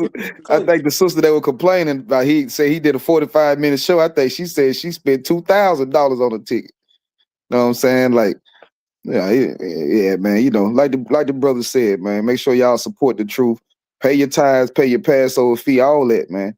You know what I'm saying? Even if you're not going to the Passover, pay the Passover fee. You understand? Right. You spent what you said, $2,000 on some rap? We got brothers Man. in here that rap. You see it every time we play the goddamn class. He on that rapping for free for you. real brotherhood, man. You know what I'm saying? Now, if I could, though, and if I could, and the brother's gonna be performing live at the Black Party in Houston, Texas, April the 4th. You know what I'm saying? I believe the Black Party is on the 3rd, April 3rd. You know what I'm saying? Houston, Texas, the annual Black Party's going down. You understand? Lord willing, you know what I mean? We'll have live performances from brothers like Austin Nakawan. Hopefully, I'm gonna hit the stage probably. You know what I all mean? I right. got some shit that y'all ain't never even probably heard. You know what I mean? But let's get it. You know what I'm saying? So Yeah. yeah.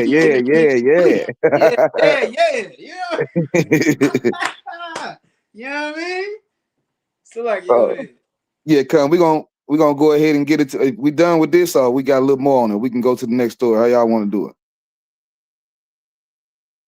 Basically, you know what I'm saying? The white man is still the devil the Bible speak of. He's still that, like, I like to say this all the time. The old white man is back. The one that was, colonizing and, stealing and hiding his hand and, raping and murdering and, Klans members and all of that. Like, they back. They had a little taste of the integration and it didn't work out for them. They mad at the Jews because the Jews came up and got above them and got richer than them. They wasn't smart enough. And so now, they looking for revenge, man. You know what I'm saying? Right. Like, y'all go get a job. White man, you go get a goddamn job. You understand? Because, y'all need to do something. Y'all ain't paying them enough or something. I decided we took your beat, man. That. Don't let that nigga lie to What you, y'all man. saying is heavy, man, because our people need to learn how to come together, man. All that fake propaganda y'all be seeing, oh, they don't like each other. No, your oppressor is the one that hates us. He the one that's against us, which shows us we need to come together in the ISUPK under Commander Junior Honda. Shows us we need to be on one accord, man. You see what's going on every day. Like, we are so hated across this goddamn earth, man. It's ridiculous.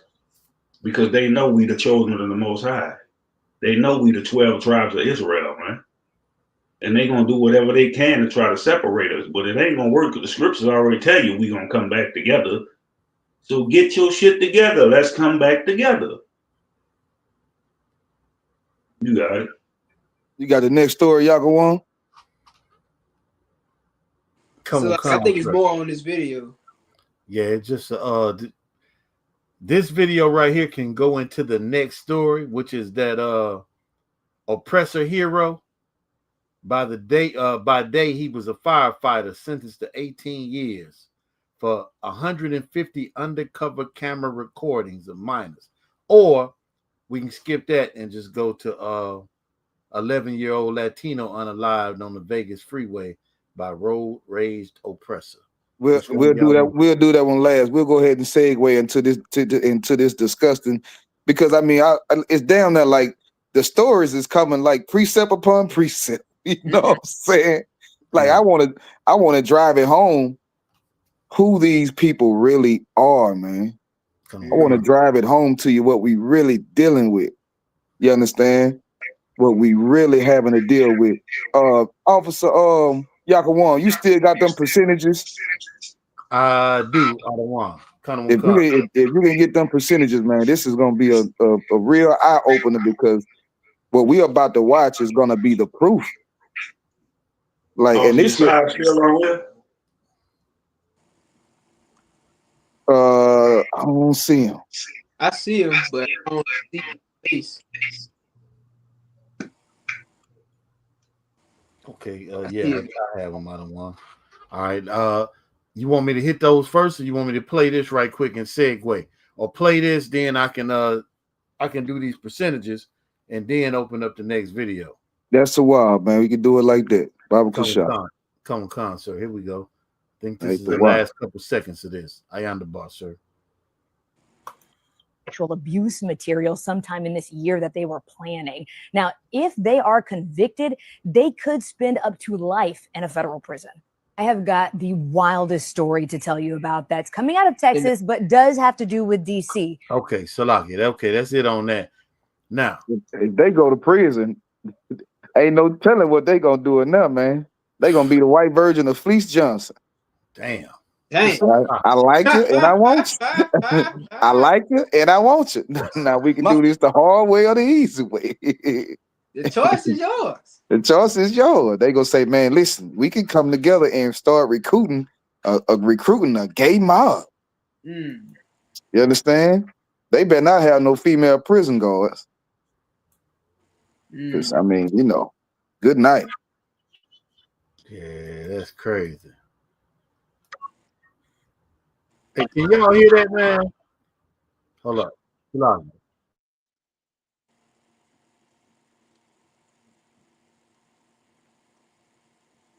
Yeah, we're gonna get into this next story, man. I mean, you know, the Lord trying to show y'all something tonight. I hope y'all listening. I hope y'all paying attention, man. You understand? A lot of y'all, we live around some monsters. They go off see your side. A lot of us, man, we live around some monsters, man. And don't even know.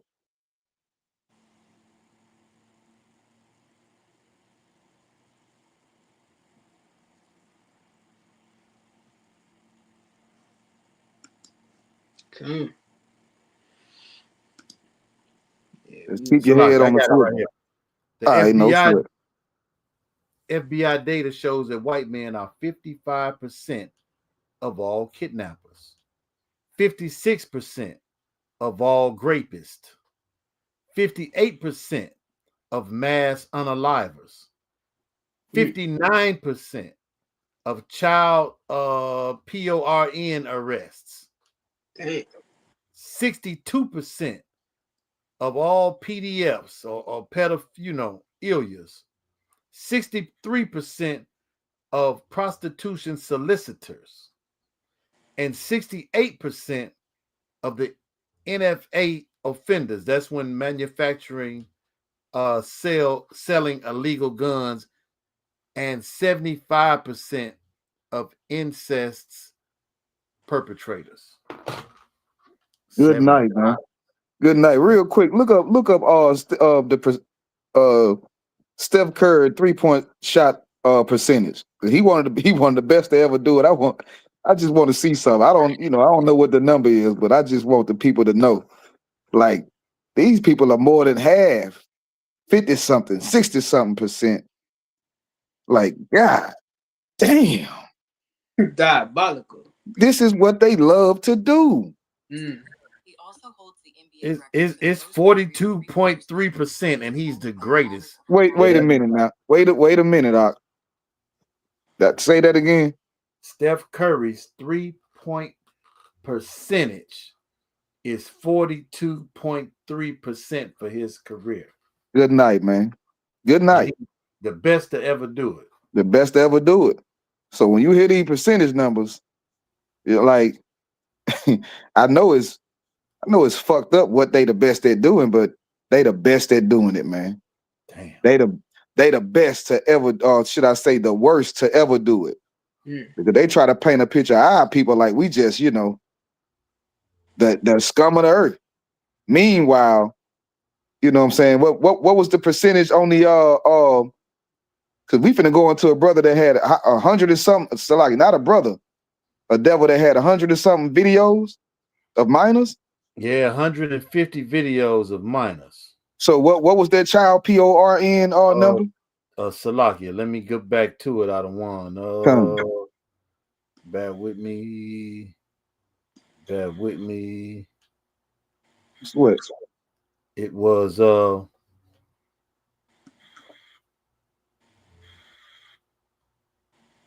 59%.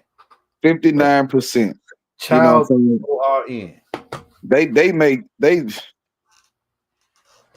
boy, oh boy. They better at making child PORN than Steph Curry is shooting the three. Damn. You understand? Right. Like this is who we dealing with. And what they like to say, the numbers don't lie. Like it. And the Jim Muhammad say, you are what you do. You know what I'm saying? You got it, Priest. If I could, this is also who we vote for. This is also who we voting for. Like, we voting to put people over us who are 59% of, you said 59, right? Come, sir. 59% of the people that put up child corn. You understand? That's what you telling me we're voting to put these people over us? What was another stat you put? You mentioned? Well, where was Scooby Doo in the Scooby Doo mystery van then? Where was Madlock and all that then? What was the other stat you said, Yakuwan? PDFs, 63%. We're voting to put 63% of the PDF files in office. What else? 75% of incest perpetrators. We're voting to put people who are incest perpetrators in the White House to govern us. Just let that ring around in your noggin. These people make up 70%, over 70% of incest perpetration. And we're voting them into office to govern how we live. Does that make sense to anybody out there? Go ahead, keep going. Salaki, is that a lesser evil than anything else? But you voting for two of the lesser evils. That's you talking about voting for the water. I was Yakuwan. What you said is heavy. You're voting for two. You whenever somebody say, "Oh, are you voting? Who you voting for?" Or I'm just voting for the lesser of two evils. Like how much? Like how much less evil is it? How much less evil is it? I mean, you voted between Joe Biden and Donald Trump, and Joe Biden is definitely a PDF file. But Trump is a goddamn sex offender. Like what is the lesser evil? Right. Is it not both evil? They both evil.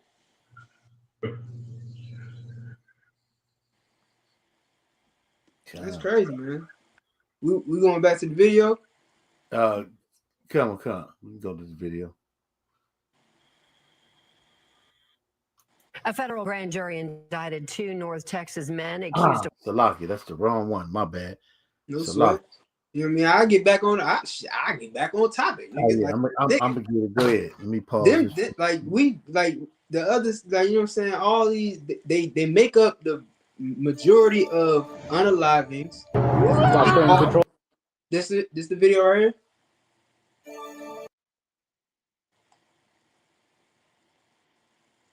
You understand? They make up all the unalivings. We see all the, mass unalivers, all the serial unalivers. You understand? We see who they are. We see exactly who they are, and we're voting for them. Like, are you surprised about this whole Jeffrey Epstein file? Who's really surprised about it? You understand? Y'all surprised that Joe Biden's son smokes crack? You know what I'm saying? Are you surprised by anything that happens with these people? How are you still surprised? We've known them for 500 years. We've known these people for 5. You still surprised by what they're doing? How can you be surprised in 2025 about what white people do? That surprises me. I'm surprised that black people are still surprised by what white people do. We've known them for 500 years. So why are we voting for them and then being surprised when they do some crazy stuff in the White House? You should have known they was gonna do some dumb shit in the White House. You should have known they was gonna touch a child or touch some woman or do whatever debauchery that is known to man.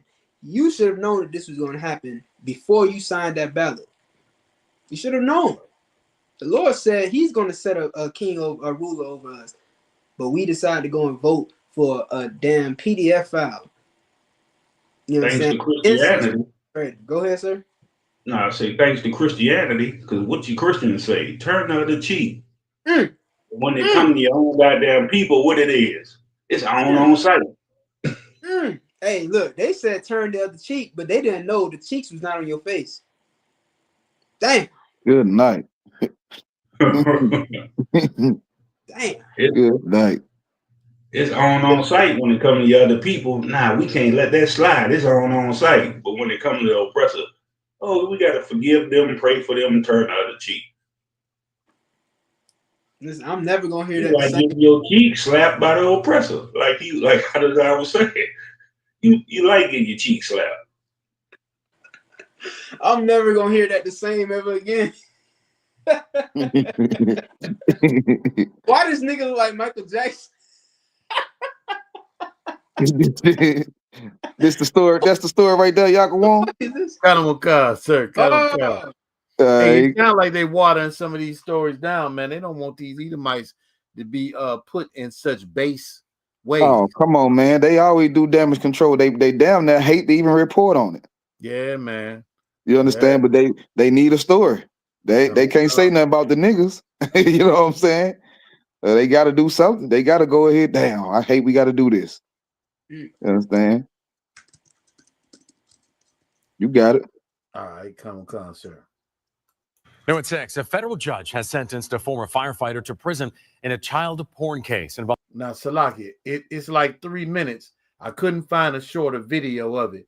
Anytime y'all want to stop, that's too wild. Just let me know. Bubba Kashar. All right. Involving more than 150 videos. You see him here covering his face as. Now at 6, a federal judge has sentenced a former firefighter to prison in a child porn case involving more than 150 videos. You see him here covering his face as he leaves court. Channel 2 investigative reporter Mark Winnie live for us at noon. And Mark, the U.S. attorney says those videos were made with hidden cameras. Late this afternoon, we watched what appeared to be the prisoner being brought out in custody. Earlier, in what seemed like a wrenching, sob-rack statement in court, a victim spoke. I got what I understand is a copy of her prepared remarks. In it, she suggested there was inappropriate touching. She spoke of instances of abuse that haunt her day and night and much more. And how was he caught? Customs and Border Protection officers in Florida caught Mr. Gasaway when he came back from a family vacation, searched his phone, found videos of minors engaged in sexually explicit conduct, reported that to HSI, and HSI then executed a search warrant here in Noonan and found the hidden cameras. We found the photo on Facebook. The man in red hair identified as Larry Gasaway. Now it was his time to face Chief. What color was his hair? Red, like the red man, the red devil. Judge Lee May in federal court for sentencing after a guilty plea to a charge involving knowingly possessing matter that contained at least one visual depiction of a minor engaging in sexually explicit conduct. But court document bearing the name of U.S. Attorney Theodore Hertzberg suggests what he did went further than that. It says for more than 3.5 years, defendant Larry Gasaway used hidden cameras to record minors engaged in sexually explicit conduct. Gasaway stored the videos, more than 150 of them, on his cell phone in April 2020. Now, Salakia, this the part that they not really disclosing. How is he getting 150 videos of minors in illicit acts? Right. You understand? And they not talking about that. Yeah, that's mad. What the hell was he having the cameras at? Yeah, that's him making that footage. Right. Where the hell was he hiding them cameras at? They didn't say that. Like, how the hell you hiding 150 cameras? What the hell you hiding all these cameras at? What, you had them in the fire department? You were tricking minors to come in there and slide down the pole? Like, what the hell was you doing? That's crazy. You're wild as hell. That's crazy. Like it. Jeez. Where the hell did you hide these cameras at? What, you was going to their house? Oh, it's a fire inspection. I think, we had a fire call. What the hell was you doing? Also, Matabar, you have a way of like really painting the picture. like yo, and what you saying is not absurd at all. It sounds crazy, but it's not out. It's not like you can kind of see how that shit could happen. Look at who we dealing with. Like it sounds crazy, but it's really it's likely that it could that's what's exactly going on. Right. What you going to all these people's house? I'm gonna inspect. You know what I'm saying? I smell fire. He smelled fire. He coming and just hide the camera in their house. Hey, he said, "Is it hot in here, or is it just me?" Hey, if I could, like this crazy on the last story, that second Edomite that was trying to go over there and conquer the island or whatever. They say he went to be a fireman. Then he said he wanted to be a sailor. You know what I'm saying? Like they put these uniforms on and they hide behind these uniforms, just like a Klan putting that police officer uniform on. Mm. You understand? Just like a sexual assaulter going to be a teacher. You understand? Like they pick these jobs because it's damn near like they get to live out part of their fetish in the job. Like the fetish that they want is in the job. Right. You understand? Like, and this is wild, man. This is wild, bro. And you see how that shit went down with the firefighter hiding all them damn cameras. I wouldn't be surprised if you go into some of these corner stores and everything. You know, when you got to go use the bathroom, when you're a man and a woman, hey, y'all got a bathroom, and they got cameras hitting in the goddamn bathroom. Yeah, them heathens, like man. This type of shit goes on, but you'll never know till they get caught. Like this is like you a fucking firefighter, man. You got cameras hidden, but they never say what the cameras. Where you hit all these cameras at? 150 cameras? Mm. That's just wild. It is wild. You play a little more of it. Come on, sir. You was about to say something, Yakumo? La. Oh, okay. 5 federal law enforcement discovered the videos, located and seized Gasaway's hidden cameras, and arrested Gasaway. It adds, all of the images Gasaway produced and possessed depicted either one minor child engaging in sexually explicit conduct by herself or 2 teenagers engaging in sexually explicit conduct with each other. In court, Gasaway said, "I am sorry for what..." You ain't got that sorry. You sorry you got caught, bastard. Right. And let me tell you something. When you go to the feds, they won't see your paperwork as soon as you touch down. They don't give you a bed in the feds. You know what I'm saying? They just they put you in there. They don't give you a bunk.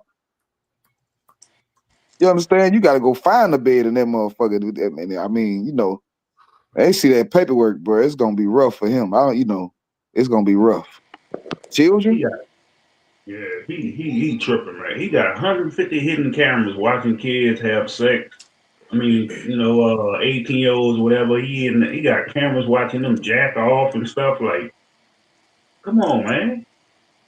You supposed to be protecting the community from fires and stuff. That's crazy. Like, they still never said where the hell he put these cameras. Like, how the hell did he get in your residence to put these cameras up?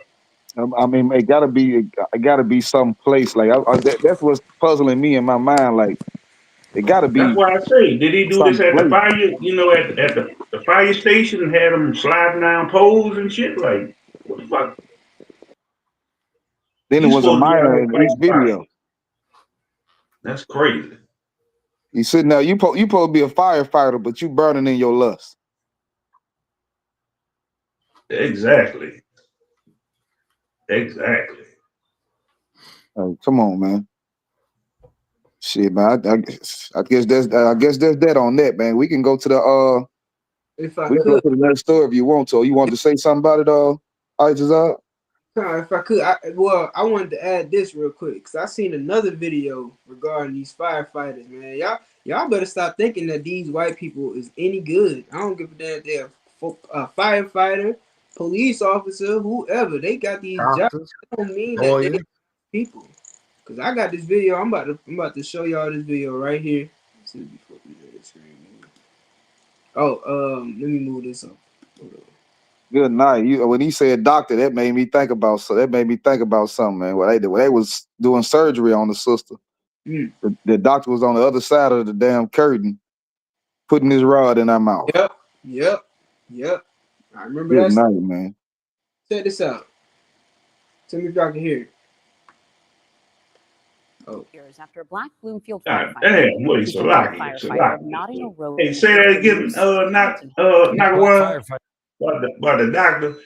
I mean, we may be able to find. I mean, they'll have the footage blurred out, but you know how they doing surgery, and they'll have the upper half of the body behind like a curtain area or whatever. You understand? But the doctors can see over the curtain, and he got other people in the room operating with him, other surgeons operating with him. And on his side, which they can't see because it's a curtain up, he got his rod inside of the sister's mouth. You understand? Yeah. Anytime y'all real do surgery, request that you go in the goddamn room. Damn Some right. shit like that. Hell yeah. Damn Request right. you gotta be in there. Damn Hey, right, brother. you Listen, ain't gonna want to see this. Yeah, doc, I want to see. Now you can't trust the damn doctor. No, doc, I want to see what you got there doing. Damn right. They had and the sister, she had I think she recorded it some kind of way. It was in her purse or something. She had a camera in her purse or something like that, and she recorded it some type of way. But it was another story where a sister had went to the dentist, and the sister, hadn't been sexually active in about 10 months or something like that. So the last place she been was to the dentist, you know what I'm saying, where they had to put her to sleep to do a root canal or whatever.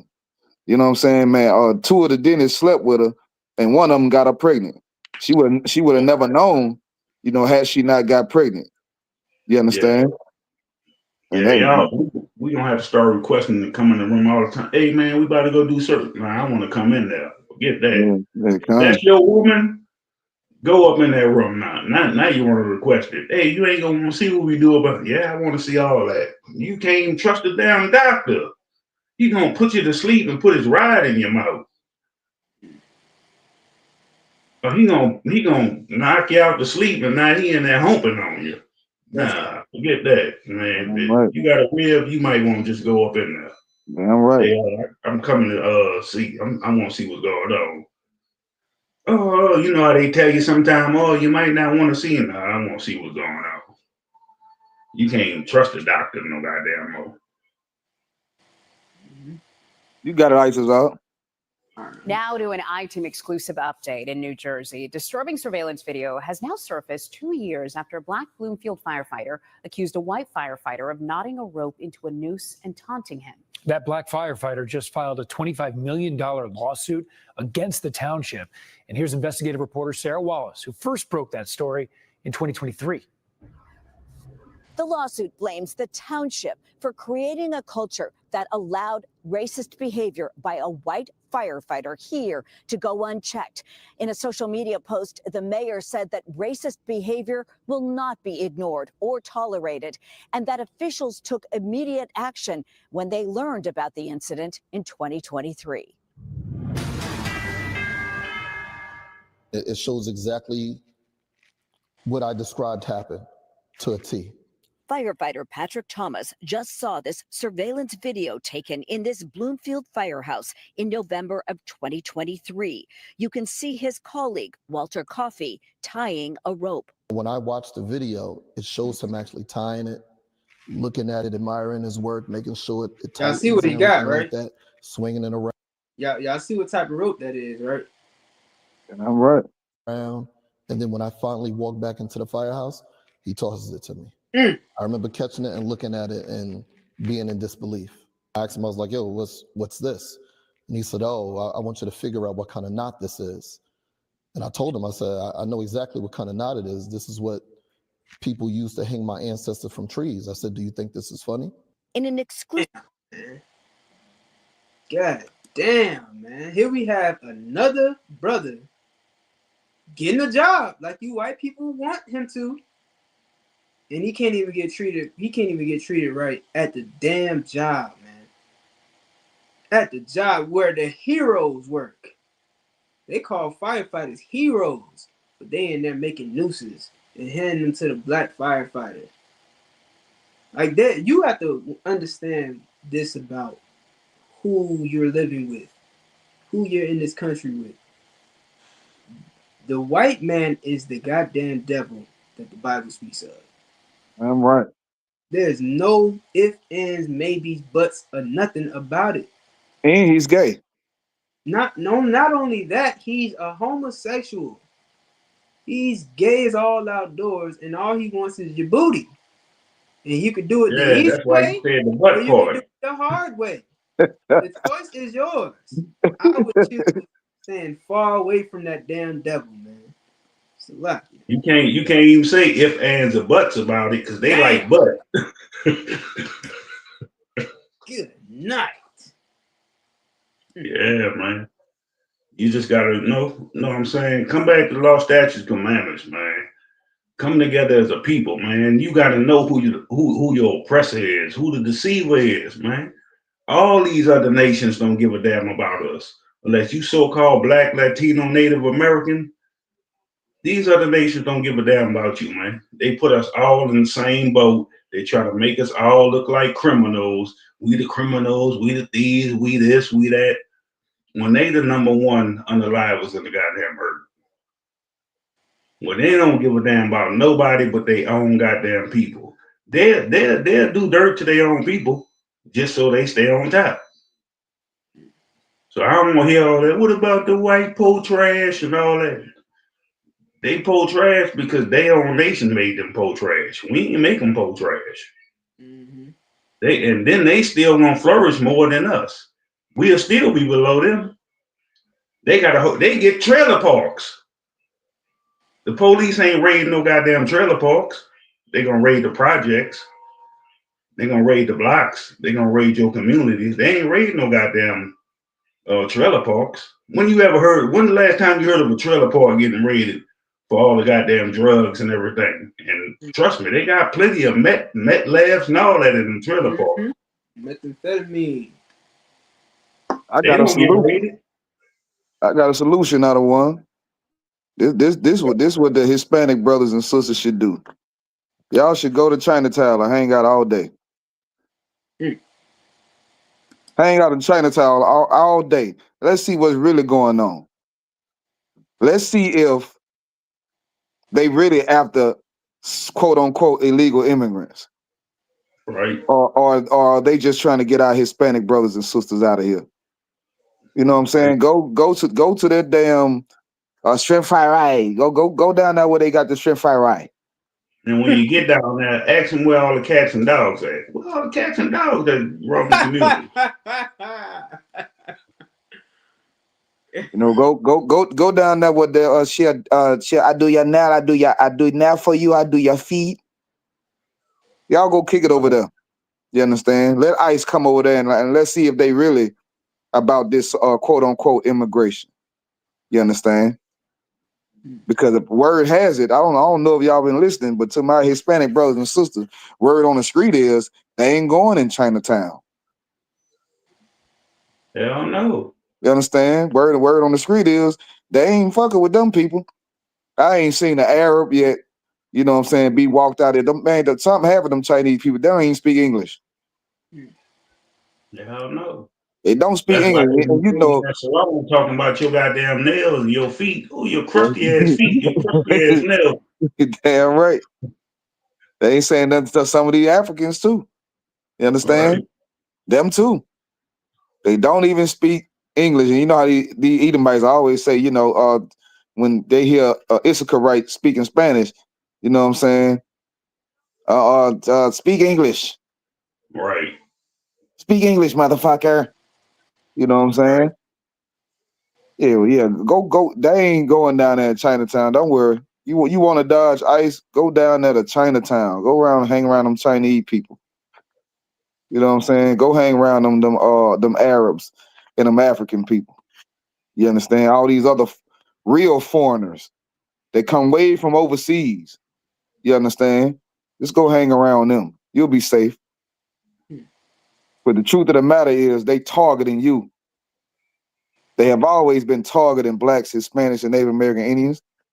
You know, it ain't gonna stop all the way to the world end. If you feel like if you're a brother or a sister out there and you hopeful about the world is gonna be a better place and everybody gonna come together and get along, you dumb as a goddamn blade of grass.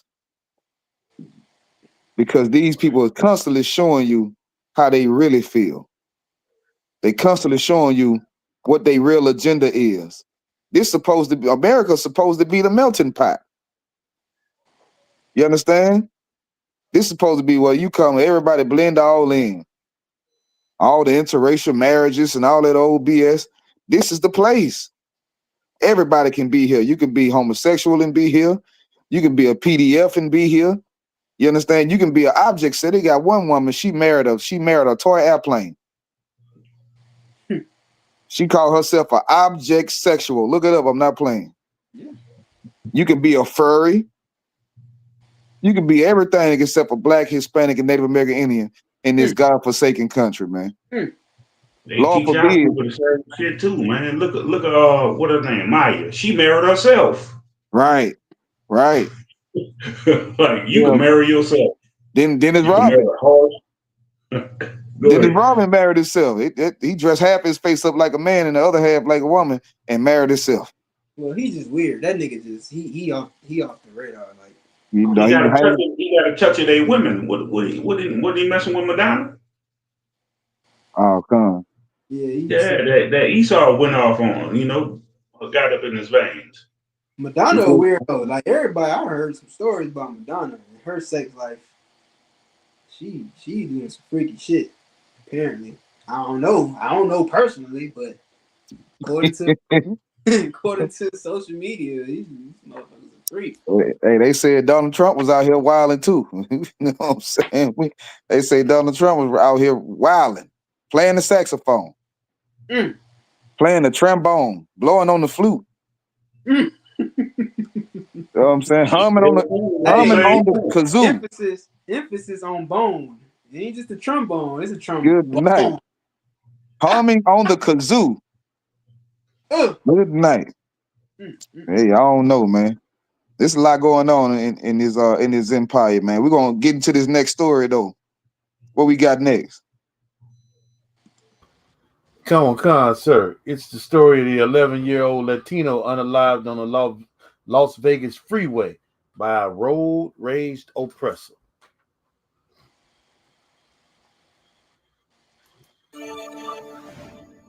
Stop train control. There's a kid shot in the back seat.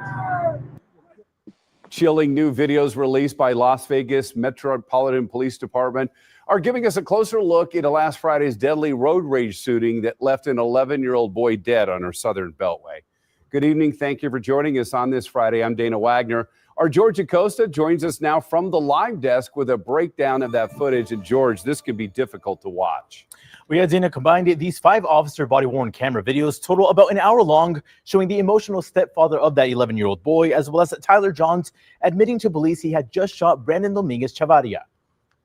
You're killing your kid? Officer, he's dead?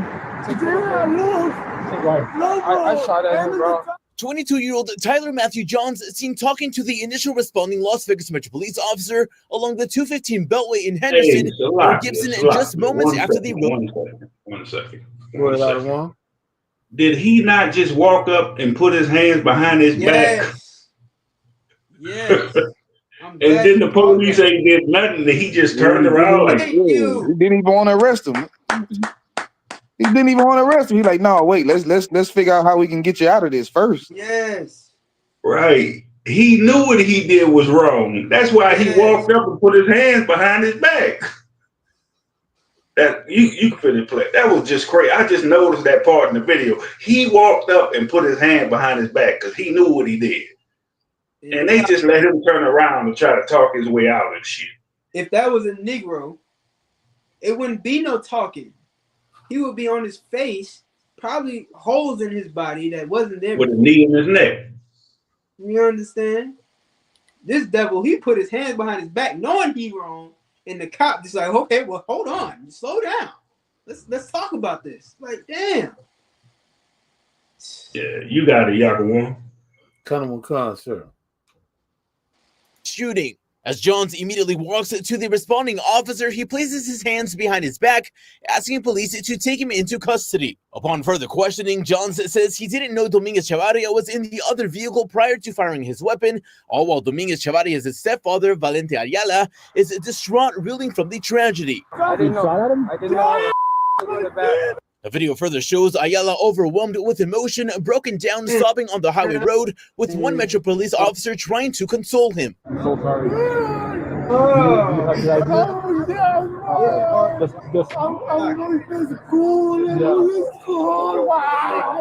Now, statements provided from one witness on scene confirm Johns' story, who told officers he had been road raging while attempting to merge along the 215. I'm coming from Henderson, so I was coming up Lake Mead, emerging onto the freeway.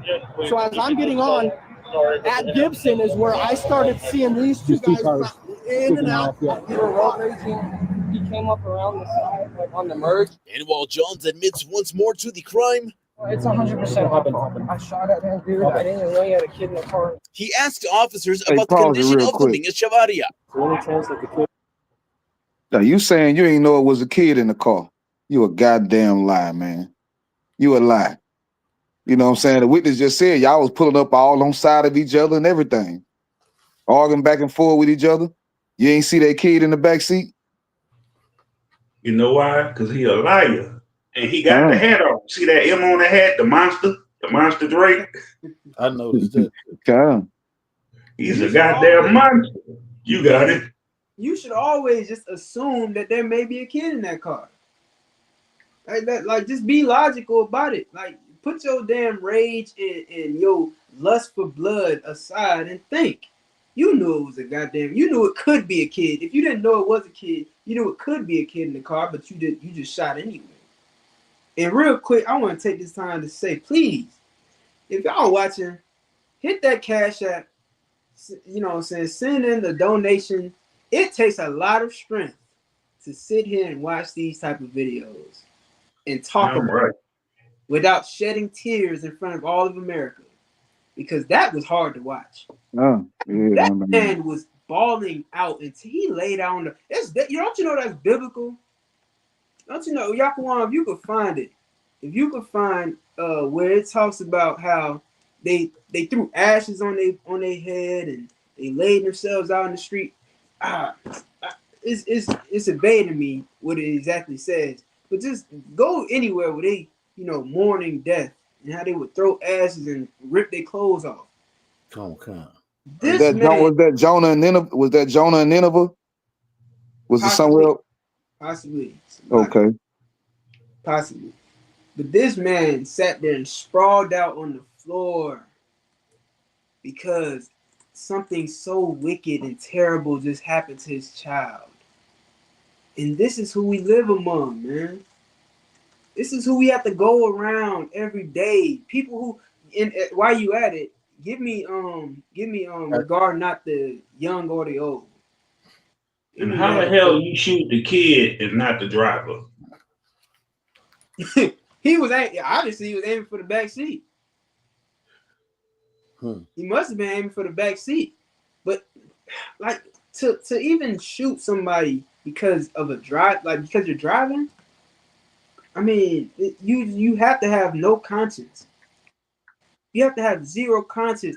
And it's white people's lust for killing is almost like, your lust for having sex.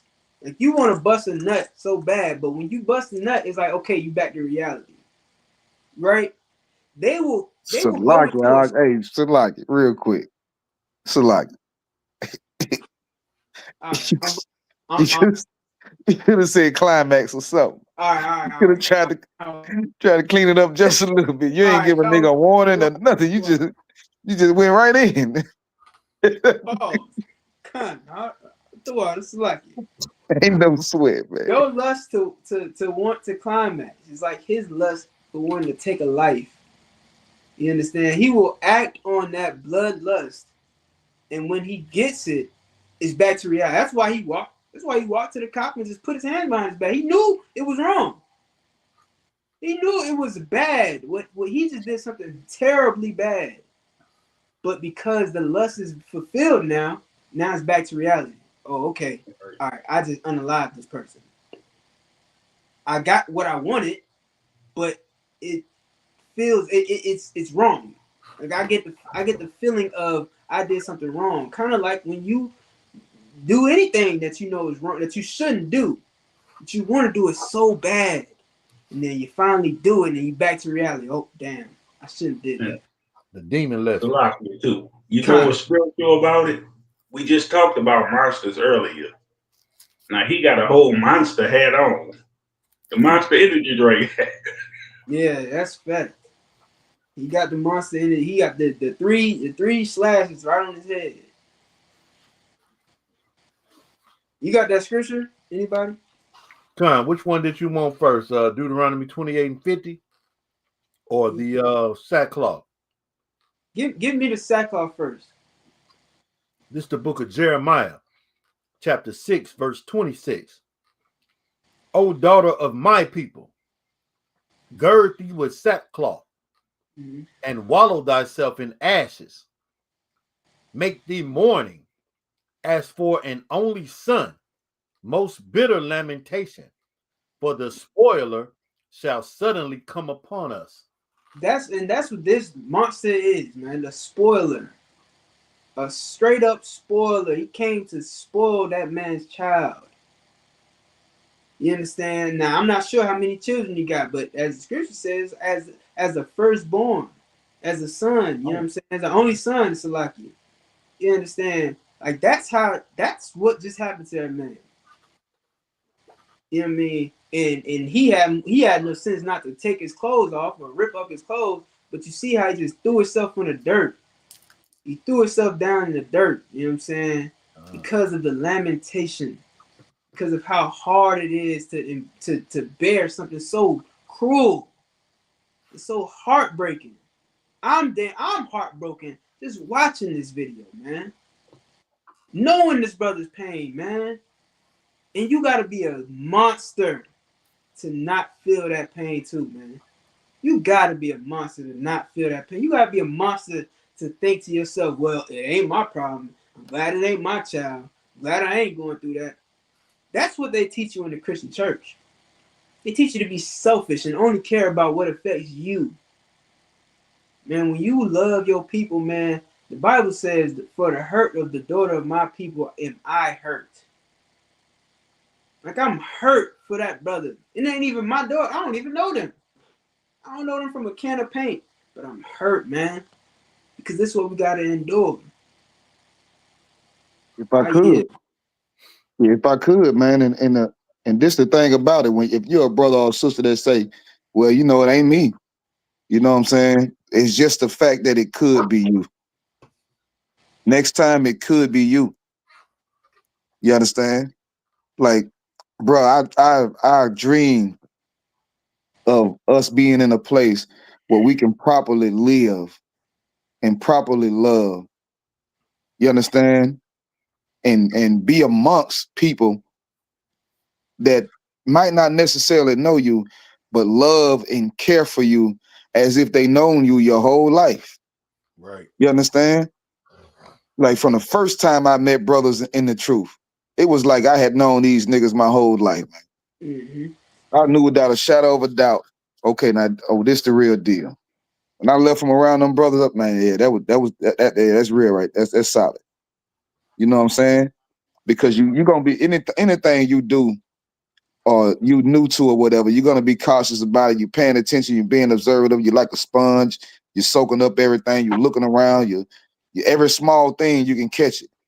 You know what I'm saying? Oh, that brother ain't talking to them brothers, she had a look on her face toward that other sister. You know what I'm saying? Like you looking at, you watching and you're observing everything. You understand? And man, listen, this is a place where we can truly love one another, man. This is a place where we can truly come and be a family. You understand? I met some brothers and sisters in this school that y'all can't fuck with, man. You see how that man was laying out and crying? Like I don't ever want to feel like that about none of my brothers and sisters. You understand? I'm prepared to do whatever it takes to make sure that my brothers are safe, and make sure that my sisters are safe. You understand? And if every Black, Hispanic, and Native American Indian could get that, could grasp that about themselves, then man, listen, we'll have something that the world can't destroy. We'll have something the world, you know what? Like the scriptures say, your brother is tender among you. Your sister is tender among you. You understand? A police officer wouldn't be able to put you down on the ground and put his knee in your neck, you know what I'm saying, for 7 or 9 goddamn minutes. Because some brother is gonna love you too much to watch it happen. You understand? Some sister is gonna love you too much than to watch it happen. You understand? Like, we got to get to that point, man. The scriptures say the gates thereof, Judah mourneth and the gates thereof languish. We got to build our gates back up, man. Somebody got to be willing to stand up and be the protectors of our people, be the leaders of our people in righteousness. In righteousness, man. You know what I'm saying? It's a need for real men to be back in the earth.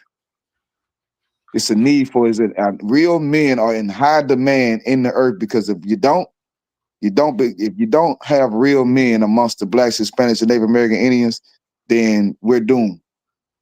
You see what the Edomites are trying to do a couple stories ahead. They just want to go unalive all the men and, you know what I'm saying, grape all the women. They don't give a damn. You know what stopped men like them from graping all the women? Other men. Other men. You understand? So we got to put that value on each other, man. Our sisters, we got to put that value on the men in our communities, because we're going to be the ones on the front line protecting everybody. And if you're not a brother that's on the front line, then brother, you need to gird up your loins. You understand? You need to gird up your loins, grow some goddamn nuts. Come in this truth, man. Get in the ranks, do this work, honor all men. You know what I'm saying? Love the brotherhood, as the scriptures say, because it's necessary and it's needed in our community, man. Our young ones, they don't have nothing to look forward to. I watched a video earlier, man, about this sister go to fight another sister. The sister hop in her car and drive off. A female starts shooting. Next thing you know, is 168 shots rang out. And now, you know, somebody is not with us no more. Left behind a 4-year-old baby. And the father died of some natural causes a month before that.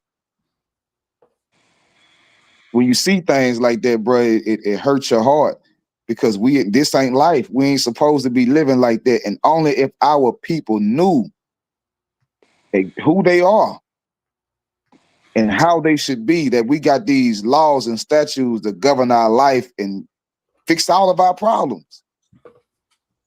But the white man has perverted the scripture so much. Christianity has perverted the scripture so much. You don't even believe the Bible is a black man's book. You think a white man wrote the Bible. They tell you King James was a homosexual. You understand? They lie all over the Bible. You understand? And so now you feel like it's not real. And nothing is real. Nothing is in your life is real. That's why brothers and sisters are willing to take each other's lives like that.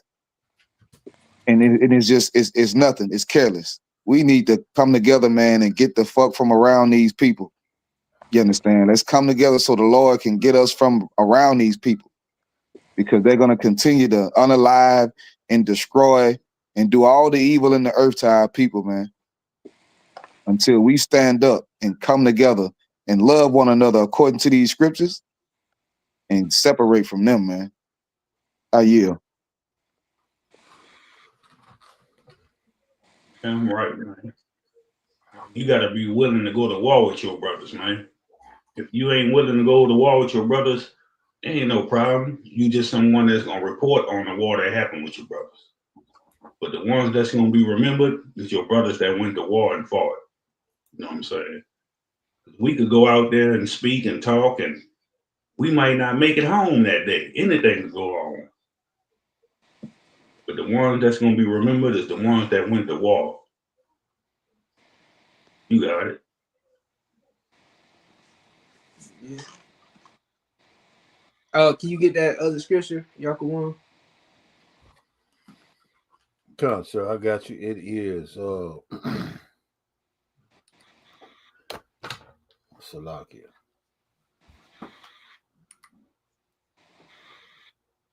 Book of Deuteronomy, chapter 28, verse 50. A nation of fierce countenance, which shall not start a verse above that. Come. Deuteronomy 28:49. The Lord shall bring a nation against thee from far, from the end of the earth. You know what I mean? That's where these people came from, man. They came from a far place. We not the same as them. You know what I mean? We're not from the same place as them. Originally, they came from the Caucasus Mountains of Georgia, Russia. It's a far away from Israel. You know what I'm saying? That's a far away from the west coast of Africa. It's a far away from, America. It's very far from America. You understand? And these are the same people. They came from, this is a prophecy speaking about so-called white people coming and invading wherever the blacks, Hispanics, and Native Indians, the Israelites are. You understand? They're coming from afar. Read on. As swift as the eagle flieth. As swift as the eagle flies. You know this is them because every nation that they built, every empire they built, they resembled themselves as the eagle. You understand? Throughout all history, Rome, Egypt, not Egypt, Greek, America, Spain, all of their empires, you understand, have been, equated to the eagle. Their national bird is always the eagle. And they came and took over in no time.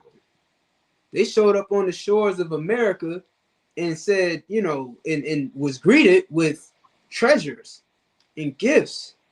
You know what I'm saying? The people were happy to see them, like, oh, we got some visitors. Well, hello. You know what I'm saying? Here are some gifts of these things that we just treat like nothing because it's so abundant to us. And you know what that damn devil said? These will make good slaves.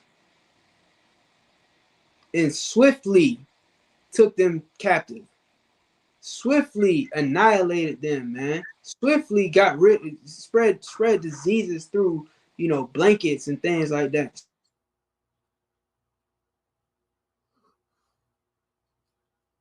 I think you froze. Also, Isaiah. Yeah, you froze. Yeah, they had that hatred in their heart. They always did. Like, we couldn't even pass through their goddamn land. They wouldn't even feed the horses or nothing. They was worrying about getting us out of their land. Even before the Caucasus Mountains, when they got kicked out of the land, they was out there eating goddamn worms and everything. They didn't know how to cook, do nothing for themselves. So this is just the hatred that's still on. Oh shit. That sounds like that old commercial when we were growing up. When the black and white TV went out. Amber Alert.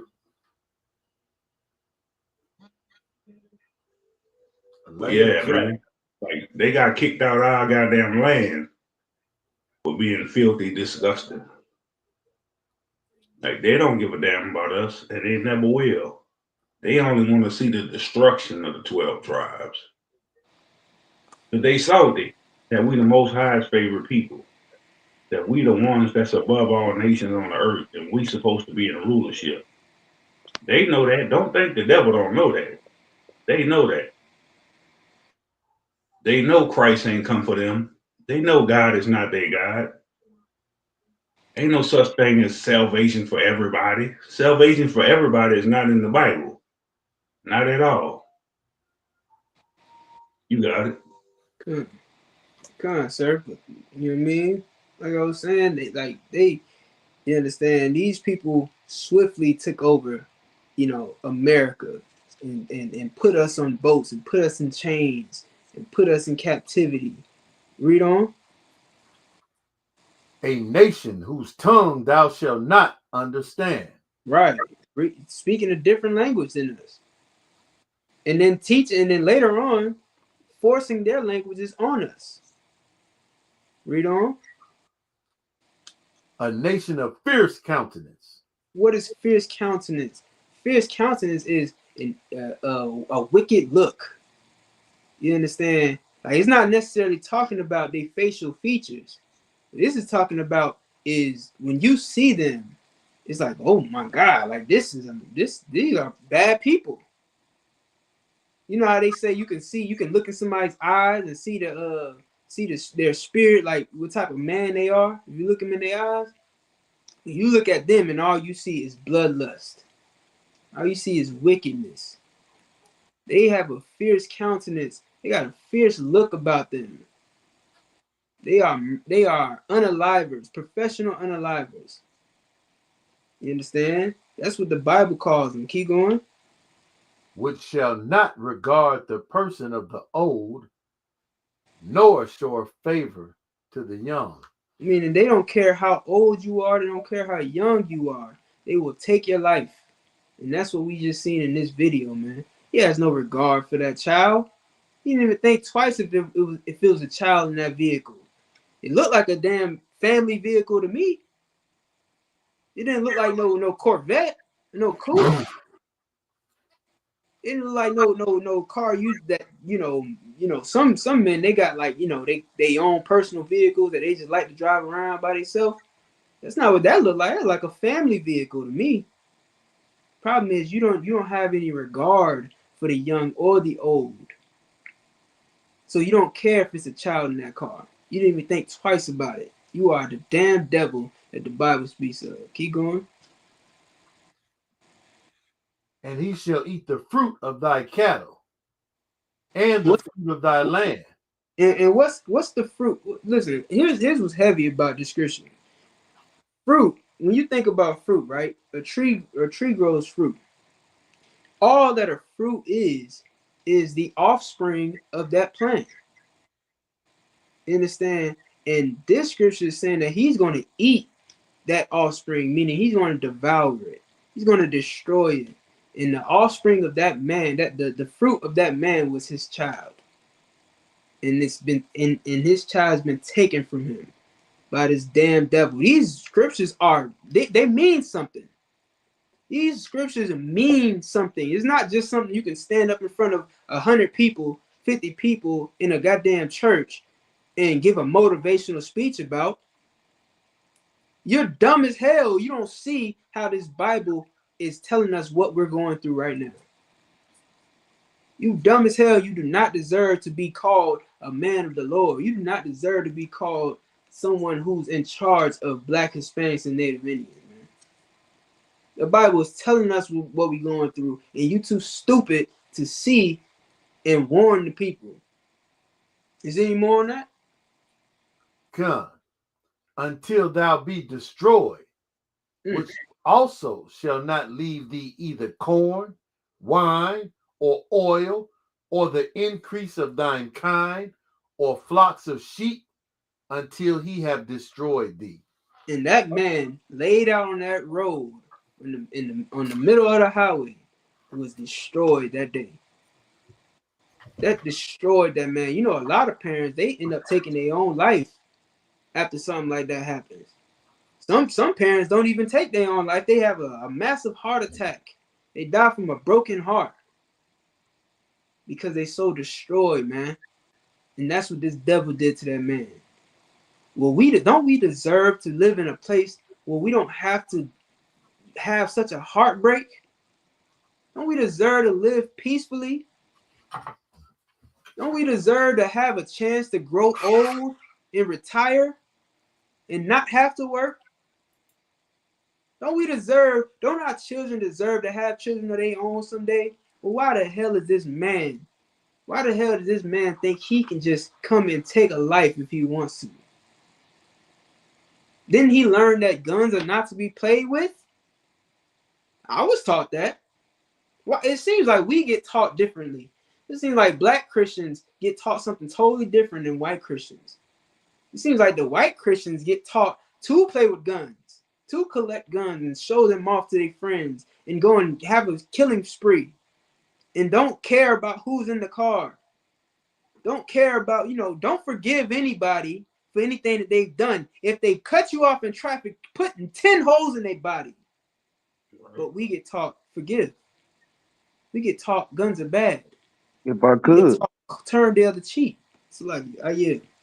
if I could, man, think about this. Think about how our people suffer living amongst these people, and you got these fake Israelite groups trying to invite them in.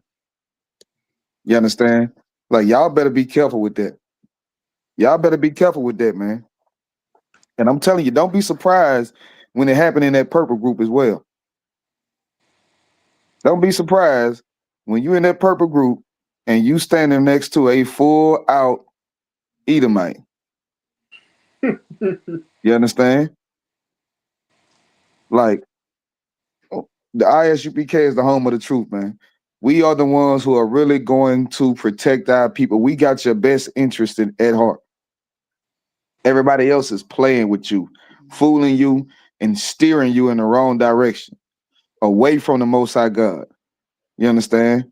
And a lot of y'all brothers and sisters, y'all have honest zeal. Y'all really want the truth.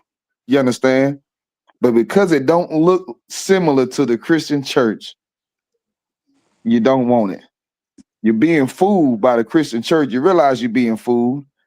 And then you go join the Israelite group. That's just another Christian church. You got to stop it, man. The ISUPK is the home of the truth. A man is supposed to be a roughneck type of nigga, man. Supposed to be no goddamn coward. With pants all up the crack of his goddamn ass.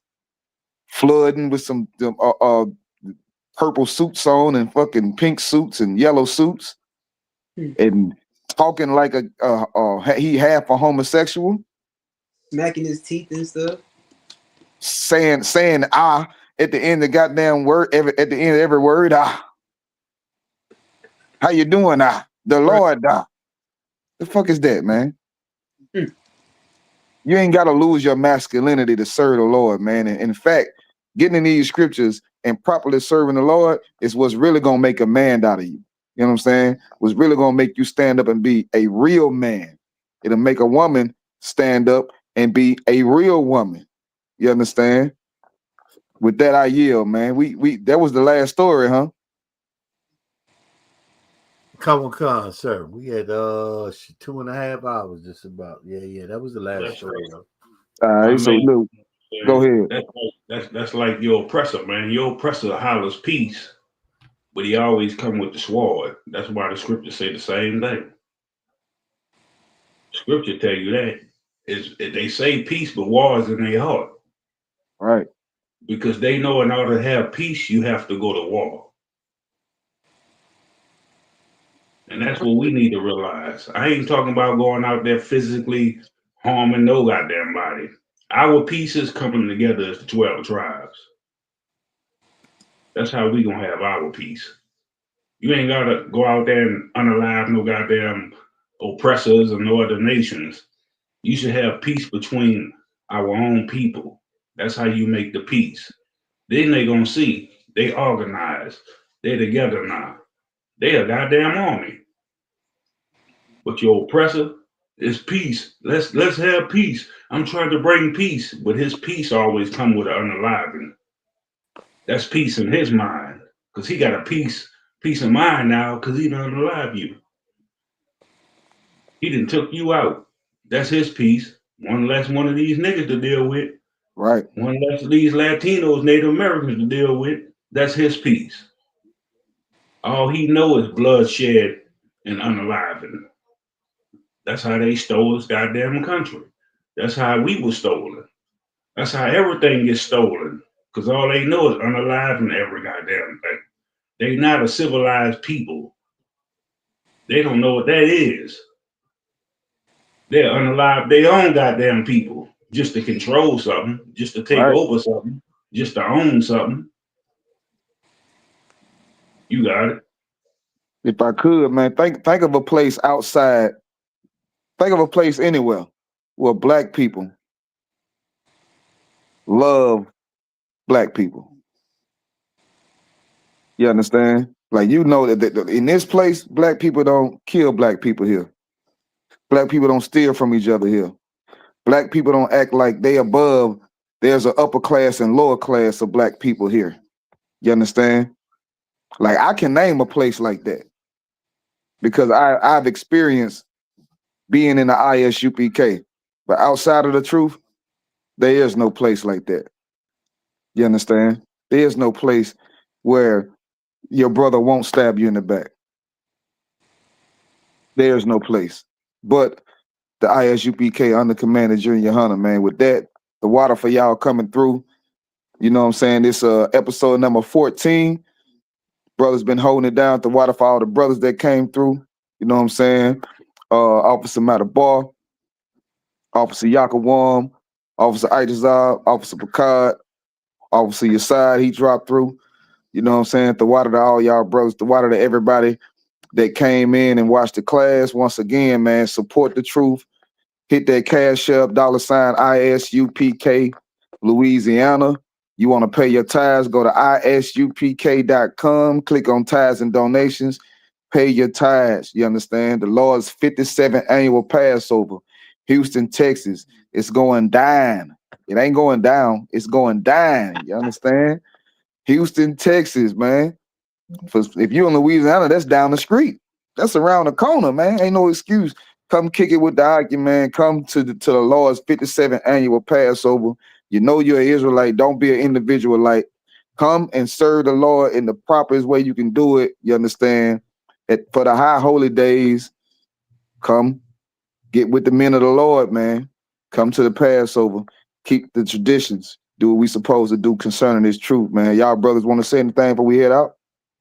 It's like that. What It like that. It like that. You know what I'm saying?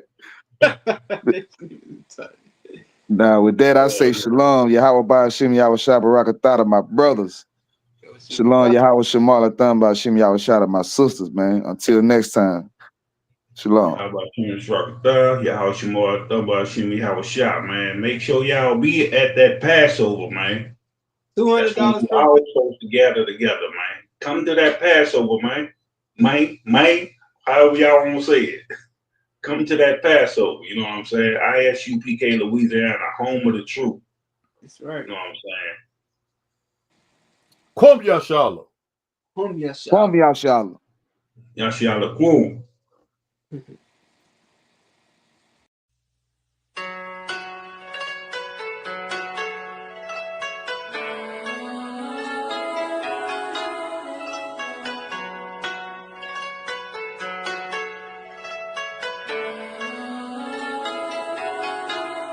Yeah, Babylon is falling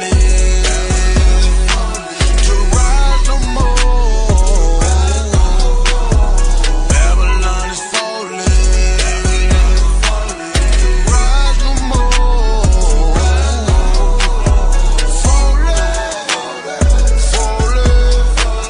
Falling to rise no more.